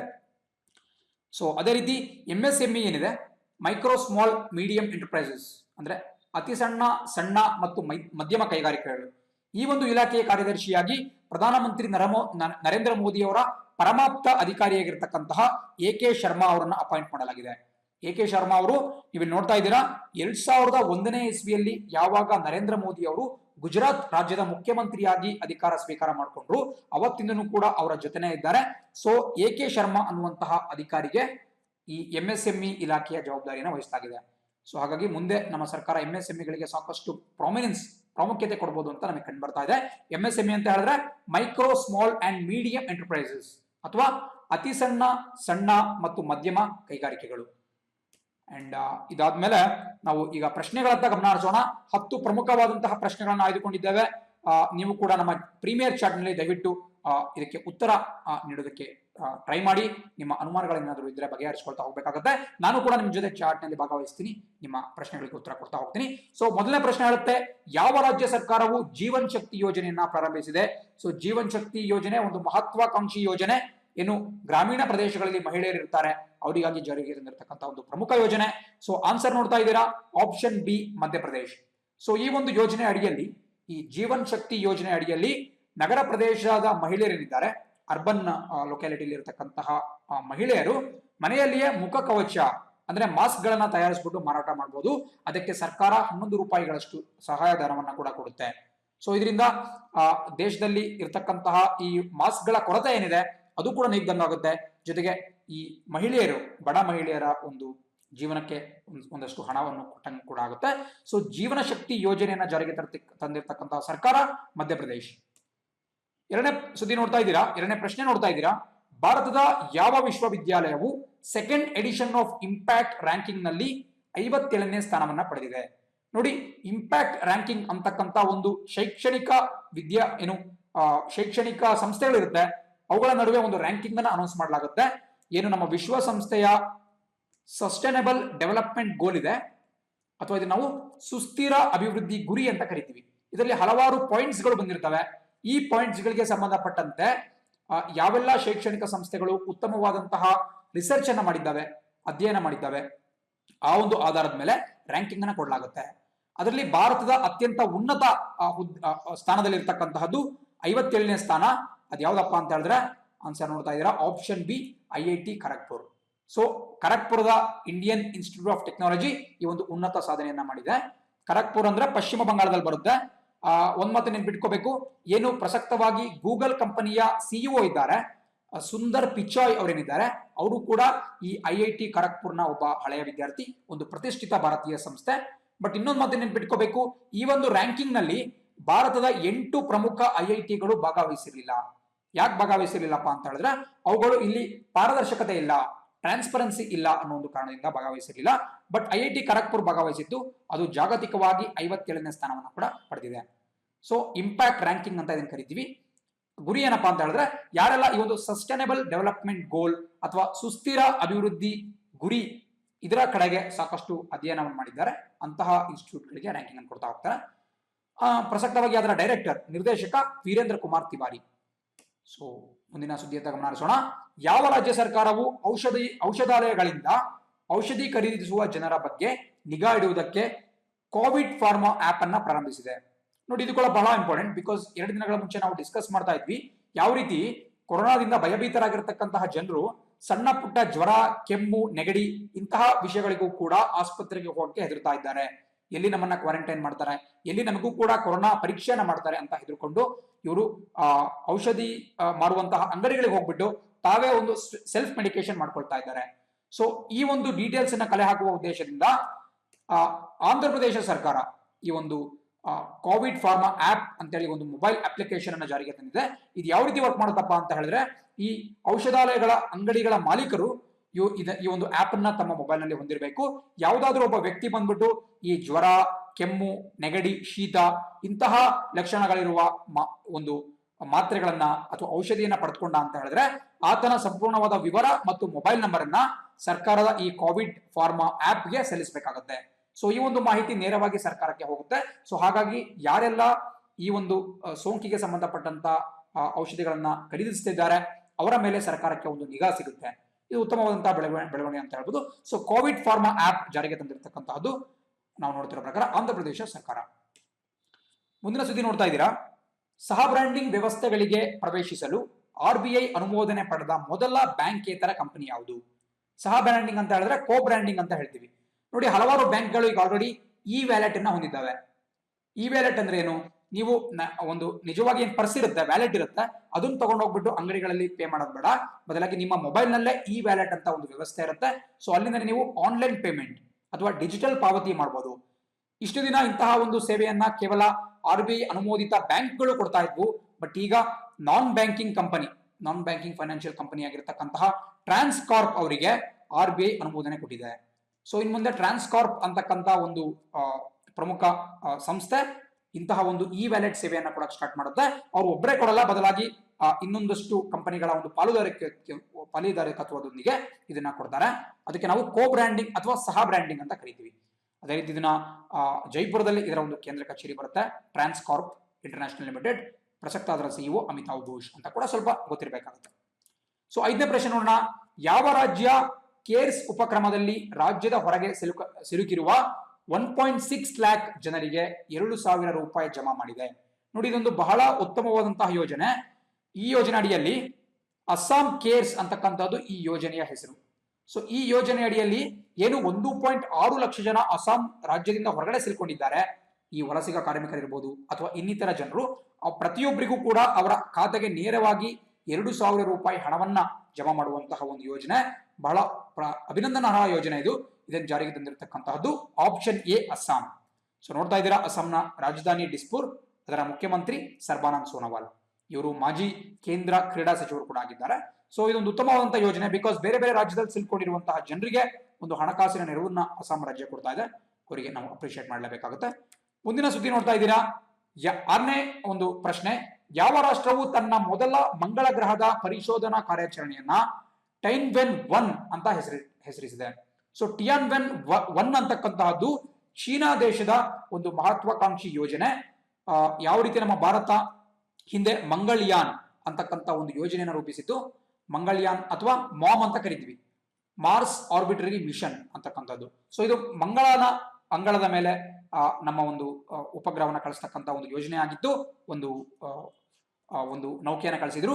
ಅದೇ ನಿಟ್ಟಿನಲ್ಲಿ ಚೀನಾ ದೇಶ ಟಿಯಾನ್ವೆನ್ 1 ಅಂತಕ್ಕಂಥ ಒಂದು ಕಾರ್ಯಾಚರಣೆಯನ್ನ ಸ್ಟಾರ್ಟ್ ಮಾಡ್ತಾ ಇದೆ. ಇದನ್ನ ಇದೇ ವರ್ಷ ಅಂದ್ರೆ 2020 ಜುಲೈನಲ್ಲಿ ನಭಕ್ಕೆ ಹಾರಿಸುವಂತಹ ಒಂದು ಸಾಧ್ಯತೆ ಇದೆ. ಸೊ ಇದನ್ನ ಮಾಡ್ತಿರ್ತಕ್ಕಂಥ ಯಾರಪ್ಪ ಅಂತ ಹೇಳಿದ್ರೆ, ಯಾವ ರೀತಿ ನಮ್ಮ ಭಾರತದಲ್ಲಿ ಇಸ್ರೋ ಕಂಡು ಬರುತ್ತೋ, ಅಮೆರಿಕದಲ್ಲಿ ನಾಸಾ ಕಂಡು ಬರುತ್ತೋ, ಅದೇ ರೀತಿ ಚೀನಾದಲ್ಲಿ China national space administration CNSA ಅಂತಕ್ಕಂಥ ಒಂದು ಸಂಸ್ಥೆ ಕಂಡು ಬರುತ್ತೆ. ಅವರು ಟಿಯಾನ್ವೆನ್ 1 ಅಂತಕ್ಕಂಥ ಒಂದು ನೌಕೆಯನ್ನ ಬಿಡ್ತಾ ಇದ್ದಾರೆ. ಇದು ಮಂಗಳನ ಒಂದು ಪರಿಶೋಧನಾ ಕಾರ್ಯಾಚರಣೆ ಅಂತ ಕರೀಬಹುದು. ಬಹಳ ಇಂಪಾರ್ಟೆಂಟ್, ದಯವಿಟ್ಟು ನೋಟ್ ಆನ್ ಮಾಡ್ಕೊಂಡೆ ನೀವು ಮುಂದೋಗ್ಬೇಕಾಗುತ್ತೆ. ಕೆಳಗಡೆ ಚೀನಾಕ್ಕೆ ಸಂಬಂಧಪಟ್ಟಂತ ಇಂಪಾರ್ಟೆಂಟ್ ಇನ್ಫಾರ್ಮೇಶನ್ ಕೊಟ್ಟಿದ್ದಾರೆ, ನಮ್ಮೆಲ್ಲರಿಗೂ ಕೂಡ ಅದು ಗೊತ್ತಿದೆ. ಸೊ ಟಿಯಾನ್ವೆನ್ 1 ಮಿಷನ್ ಟು ಮಾರ್ಸ್ ಅಂತಕ್ಕಂಥದ್ದು ಬಹಳ ಇಂಪಾರ್ಟೆಂಟ್. 7ನೇ ಪ್ರಶ್ನೆ ನೋಡ್ತಾ ಇದೀವಿ. ಯಾವ ವಿಶ್ವವಿದ್ಯಾಲಯವು COVID-19 ಗಾಗಿ PCR ಮತ್ತು RT ಲ್ಯಾಂಪ್ ಪರೀಕ್ಷೆಗಳಿಗಾಗಿ ಮ್ಯಾಗ್ನೆಟಿಕ್ ನ್ಯಾನೋ ಪಾರ್ಟಿಕಲ್ ಆಧಾರಿತ RNA ಹೊರತೆಗೆಯುವ ಕಿಟ್ ಅನ್ನ ಅಭಿವೃದ್ಧಿಪಡಿಸಿದೆ? ನೋಡಿ, ಪ್ರಶ್ನೆ ತುಂಬಾ ಲಾಂಗ್ ಅನ್ಸ್ತಾ ಇರ್ಬೋದು, ತುಂಬಾ ಕಾಂಪ್ಲೆಕ್ಸ್ ಅನ್ಸ್ತಾ ಇರ್ಬೋದು, ಬಟ್ ಬಹಳ ಸಿಂಪಲ್. ಈ ಪ್ರಶ್ನೆಯ ಅರ್ಥ ಏನಪ್ಪಾ ಅಂತ ಹೇಳಿದ್ರೆ, ಸಿಂಪಲ್ ಆಗಿ ಇತ್ತೀಚೆಗೆ ಯಾವ ಒಂದು ವಿಶ್ವವಿದ್ಯಾನಿಲಯ ಕೊರೋನಾ ವೈರಸ್ ನ ದೃಢಪಡಿಸುವುದಕ್ಕೆ ಅಂದ್ರೆ ಒಂದು ಪರೀಕ್ಷಾ ಕಿಟ್ ನ ಅಭಿವೃದ್ಧಿಪಡಿಸಿದೆ ಅಂತ ಹೇಳ್ತಾ ಇದ್ದಾರೆ. ಆಲ್ರೆಡಿ ಮಾರ್ಕೆಟ್ ನಲ್ಲಿ ಹಲವಾರು ಕೊರೋನಾ ವೈರಸ್ ಪರೀಕ್ಷಾ ಕಿಟ್ಗಳು ಅವೈಲೇಬಲ್ ಇದ್ದಾವೆ. ಬಟ್ ಅತ್ಯಂತ ಕಡಿಮೆ ವೆಚ್ಚದಲ್ಲಿ ನಮ್ಮ ಭಾರತೀಯ ಸಂಸ್ಥೆ ಒಂದು ಇದಕ್ಕೆ ಸಂಬಂಧಪಟ್ಟಂತೆ ಒಂದು ತನಿಖೆಯನ್ನು ಮಾಡಿಬಿಟ್ಟು ಅಭಿವೃದ್ಧಿಪಡಿಸಿದೆ. ಅದ್ಯಾವುದಪ್ಪ ಅಂತ ಹೇಳಿದ್ರೆ option C, Chitra Tirunal institute of medical sciences. So ಕೇರಳದ ತ್ರಿವೆಂಡ್ರಂನಲ್ಲಿ ಬರ್ತಕ್ಕಂತಹ Chitra Tirunal institute of medical sciences ಈ ಒಂದು ಕಿಟ್ ಅನ್ನು ಅಭಿವೃದ್ಧಿಪಡಿಸಿದೆ. ಈ ಕಿಟ್ ಏನಪ್ಪಾ ಅಂತ ಹೇಳಿದ್ರೆ ಕೊರೋನಾ ವೈರಸ್ ಇದೆಯೋ ಇಲ್ವೋ ಅಂತ ದೃಢಪಡಿಸುವಂತಹ ಒಂದು ಕಿಟ್. ಇದು ಕೇರಳದ ತಿರುವನಂತಪುರಂ ಇದೆ. So Chitra Tirunal institute of medical sciences ಬಹಳ ಇಂಪಾರ್ಟೆಂಟ್, ನೆನಪಿಟ್ಕೊಳ್ಳಬೇಕಾಗುತ್ತೆ. 8ನೇ ಪ್ರಶ್ನೆ ನೋಡ್ತಾ ಇದ್ದೀರಾ. ಇತ್ತೀಚೆಗೆ ಒಲಿಂಪಿಕ್ ಸಿಲ್ವರ್ ಮೆಡಲಿಸ್ಟ್ ಆಟಗಾರ ಅಂತಾರಾಷ್ಟ್ರೀಯ ಬ್ಯಾಡ್ಮಿಂಟನ್ ನಿಂದ ನಿವೃತ್ತಿ ಹೊಂದಿದ್ದಾರೆ. ಅವರ ಹೆಸರೇನು? ಹಲವಾರು ಬಾರಿ ಕೇಳ್ತಾ ಇರ್ತಾರೆ ಇಂತಹ ಪ್ರಶ್ನೆಗಳನ್ನ ಕ್ರೀಡಾ ರಂಗದಿಂದ. ಸೊ ಅವ್ರು ಯಾರಪ್ಪ ಅಂತ ಹೇಳಿದ್ರೆ ಆಪ್ಷನ್ ಬಿ, ಮಥಿಯಾಸ್ ಬೋ. ಸೊ ಮಥಿಯಾಸ್ ಬೋ ಅಂತಕ್ಕಂಥವ್ರು ಒಬ್ಬ ಪ್ರಖ್ಯಾತ ಬ್ಯಾಡ್ಮಿಂಟನ್ ಆಟಗಾರ. ಅವರು ಡೆನ್ಮಾರ್ಕ್ ದೇಶದಿಂದ ಬಂದಿದ್ದಾರೆ. ಏನು ಯುರೋಪ್ ದೇಶದಲ್ಲಿ ಕಂಡು ಬರುವಂತಹ ಒಂದು ಚಿಕ್ಕ ದೇಶ ಡೆನ್ಮಾರ್ಕ್ ನ ಒಬ್ಬ ಬ್ಯಾಡ್ಮಿಂಟನ್ ಆಟಗಾರ. ಅವರು ಡಬಲ್ಸ್ ಆಟ ಆಡ್ತಾ ಇದ್ರು. ಅವರು 2012 ಲಂಡನ್ ಒಲಿಂಪಿಕ್ಸ್ ನಲ್ಲಿ ಬೆಳ್ಳಿ ಪದಕವನ್ನ ಗೆದ್ದಿದ್ರು. ಜೊತೆಗೆ 2013 ವಿಶ್ವ ಬ್ಯಾಡ್ಮಿಂಟನ್ ಚಾಂಪಿಯನ್ಶಿಪ್ ನಲ್ಲಿ ಕೂಡ ಬೆಳ್ಳಿ ಪದಕದ ವಿಜೇತರಾಗಿದ್ರು. ಸೊ ಮಥಿಯಾಸ್ ಬೋ ಅವರು ಇತ್ತೀಚೆಗಷ್ಟೇ ನಿವೃತ್ತಿ ಹೊಂದಿದ್ದಾರೆ. ಸೊ ಎಕ್ಸಾಮ್ ಅಲ್ಲಿ ಪ್ರಶ್ನೆ ಕೂಡ ಆಗ್ಬಹುದು. ಇವರು ಯಾವ ದೇಶಕ್ಕೆ ಸಂಬಂಧಪಟ್ಟಿದ್ದಾರಪ್ಪ ಅಂತ ಹೇಳಿದ್ರೆ ಡೆನ್ಮಾರ್ಕ್. ಅಂಡ್ ಕ್ರೀಡೆ ಯಾವ್ದಪ್ಪ ಅಂತ ಹೇಳಿದ್ರೆ ಬ್ಯಾಡ್ಮಿಂಟನ್ ಕ್ರೀಡೆ. ಸೊ ಕೆಳಗಡೆ ಬ್ಯಾಡ್ಮಿಂಟನ್ ವರ್ಲ್ಡ್ ಫೆಡರೇಷನ್ BWF ಎಲ್ಲಿ ಕಂಡು ಬರುತ್ತೆ ಅಂತ ಕೂಡ ಕೊಟ್ಟಿದ್ದಾರೆ. ಅದು ಮಲೇಷಿಯಾದ ಕಲಾಲಂಪುರ್ನಲ್ಲಿ ಅದರ ಒಂದು ಪ್ರಧಾನ ಕಚೇರಿ ಕಂಡು ಬರುತ್ತೆ. ಮುಂದಿನ ಪ್ರಶ್ನೆ ಗಮನ ಹರಿಸ್ತಾ ಹೋಗೋಣ. ಇತ್ತೀಚೆಗೆ ನಿಧನರಾದ ಉಷಾ ಗಂಗೂಲಿಯವರು ಯಾವ ಕ್ಷೇತ್ರದಲ್ಲಿ ಹೆಸರುವಾಸಿಯಾಗಿದ್ರು? ಇದು ಕೂಡ ಬಹಳ ಸಿಂಪಲ್ ಆಗಿ ಆನ್ಸರ್ ಇರುತ್ತೆ. ಪ್ರಖ್ಯಾತ ರಂಗಭೂಮಿ ನಟಿಯಾಗಿದ್ದಂತಹ ಥಿಯೇಟರ್ ಆರ್ಟಿಸ್ಟ್ ಅಂತ ಕರಿತೀವಿ ಉಷಾ ಗಂಗೂಲಿ ಅವರು ಇತ್ತೀಚೆಗಷ್ಟೇ ಮೃತಪಟ್ಟಿದ್ರು. ಸೊ ಇವರು ಯಾವ ರಂಗಕ್ಕೆ ಸೇರಿದ್ರು ಅಂತ ಹೇಳಿದ್ರೆ ಖಂಡಿತವಾಗಿ ರಂಗಭೂಮಿ ಅಂತ ಹೇಳಬೇಕಾಗುತ್ತೆ. ಇವತ್ತಿನ ಕೊನೆಯ ಪ್ರಶ್ನೆ ನೋಡೋದಾದ್ರೆ, ವರ್ಲ್ಡ್ ಇಂಟೆಲೆಕ್ಚುಯಲ್ ಪ್ರಾಪರ್ಟಿ ದಿನವನ್ನ ವಾರ್ಷಿಕವಾಗಿ ಯಾವತ್ತು ಆಚರಿಸಲಾಗುತ್ತೆ? ಸೊ ಮೊದಲನೇದಾಗಿ ನಾವು ವರ್ಲ್ಡ್ ಪ್ರಾಪರ್ಟಿ ಅಂದ್ರೆ ಏನು, ಇಂಟೆಲೆಕ್ಚುಯಲ್ ಪ್ರಾಪರ್ಟಿ ಅಂದ್ರೆ ಏನು ಅಂತ ತಿಳ್ಕೊಂಬೋಣ. ನೋಡಿ, ಫಾರ್ ಎಕ್ಸಾಂಪಲ್ ಕೆಲವೊಂದು ಆಸ್ತಿಗಳನ್ನ ನಾವು ಅಳಿಬಹುದು. ಫಾರ್ ಎಕ್ಸಾಂಪಲ್ ಒಬ್ಬ ವ್ಯಕ್ತಿಯ ಹತ್ರ ಇಷ್ಟು ಗ್ರಾಮ್ ಚಿನ್ನ ಇದೆ, ಇಷ್ಟು ಕಾರ್ಗಳಿದ್ದಾವೆ, ಇಷ್ಟು ಒಂದು ಜಮೀನಿದೆ ಅಂತ ನಾವು ಅಳಿಬಹುದು. ಅದನ್ನ ನಾವು ಟ್ಯಾಂಜಿಬಲ್ ಕ್ವಾಂಟಿಟಿ ಅಂತ ಕರಿತೀವಿ. ಬಟ್ ಕೆಲವೊಂದು ವಸ್ತುಗಳನ್ನ, ಕೆಲವೊಂದು ಆಸ್ತಿಗಳನ್ನ ನಾವು ಅಳಿಯಕ್ಕಾಗಲ್ಲ. ಅಂತವನ್ನ ನಾವು ಇಂಟೆಲೆಕ್ಚುಯಲ್ ಪ್ರಾಪರ್ಟಿ ಅಂತ ಕರಿತೀವಿ. ಫಾರ್ ಎಕ್ಸಾಂಪಲ್ ಯಾವುದೋ ಒಬ್ಬ ವ್ಯಕ್ತಿ ಬುದ್ಧಿವಂತ ಇರ್ತಾನೆ, ಅವನು ಎಷ್ಟು ಬುದ್ಧಿ ಇದೆ ಅಂತ ನಾವು ಯಾರು ಕೂಡ ಅಳಿಯಕ್ಕಾಗಲ್ಲ. ಇಂತಹ ಇಂಟ್ಯಾಂಜಿಬಲ್ ಕ್ವಾಂಟಿಟಿಗಳನ್ನ ನಾವು ಇಂಟೆಲೆಕ್ಚುಯಲ್ ಪ್ರಾಪರ್ಟಿ ಅಂತ ಕರಿತೀವಿ. ಫಾರ್ ಎಕ್ಸಾಂಪಲ್ ಯಾವುದೋ ಒಂದು ಕಂಪನಿಯ ಒಬ್ಬ ಉದ್ಯೋಗಿ ಒಂದು ಉತ್ತಮವಾದಂತಹ ಸಾಫ್ಟ್ವೇರ್ ಅನ್ನ ಅಭಿವೃದ್ಧಿಪಡಿಸ್ತಾನೆ. ಸಾಫ್ಟ್ವೇರ್ ಅಂತ ಹೇಳಿದ್ರೆ ತಂತ್ರಜ್ಞಾನ, ಒಂದು ಹೊಸ ತಂತ್ರಜ್ಞಾನವನ್ನು ಅಭಿವೃದ್ಧಿಪಡಿಸ್ತಾನೆ ಅಂತ ಇಟ್ಕೊಳ್ಳಿ. ಸೊ ಆ ತಂತ್ರಜ್ಞಾನಕ್ಕೆ ಇರುವಂತಹ ಆ ಒಂದು ಮೌಲ್ಯ ಏನಿದೆ ಅದನ್ನ ಇಂಟೆಲೆಕ್ಚುಯಲ್ ಪ್ರಾಪರ್ಟಿ ಅಂತ ಕರಿತೀವಿ. ಇದನ್ನ ಯಾವ ರೀತಿ ನಾವು ಸೆಕ್ಯೂರ್ ಮಾಡ್ತೀವಪ್ಪ ಅಂತ ಹೇಳಿದ್ರೆ ಪೇಟೆಂಟ್ ಅಥವಾ ಕಾಪಿರೈಟ್ ಅಂತ ನಾವೇನ್ ಕರಿತೀವಿ, ಅದನ್ನ ಪಡೆಯುವ ಮೂಲಕ ಯಾರು ಕೂಡ ನಮ್ಮ ಒಂದು ಐಡಿಯಾವನ್ನ ಕಾಪಿ ಮಾಡಬಾರ್ದು ಅಂತ ನಾವು ಸೆಕ್ಯೂರ್ ಮಾಡ್ತೀವಿ. ಅದನ್ನ ನಾವು ಇಂಟೆಲೆಕ್ಚುಯಲ್ ಪ್ರಾಪರ್ಟಿ ಅಂತ ಕರಿತೀವಿ. ಸೊ ಇವಾಗ ಒಂದು ಅವೇರ್ನೆಸ್ ಕ್ರಿಯೇಟ್ ಮಾಡುವ ಉದ್ದೇಶದಿಂದ ಇದನ್ನ ಆಚರಿಸಲಾಗುತ್ತೆ.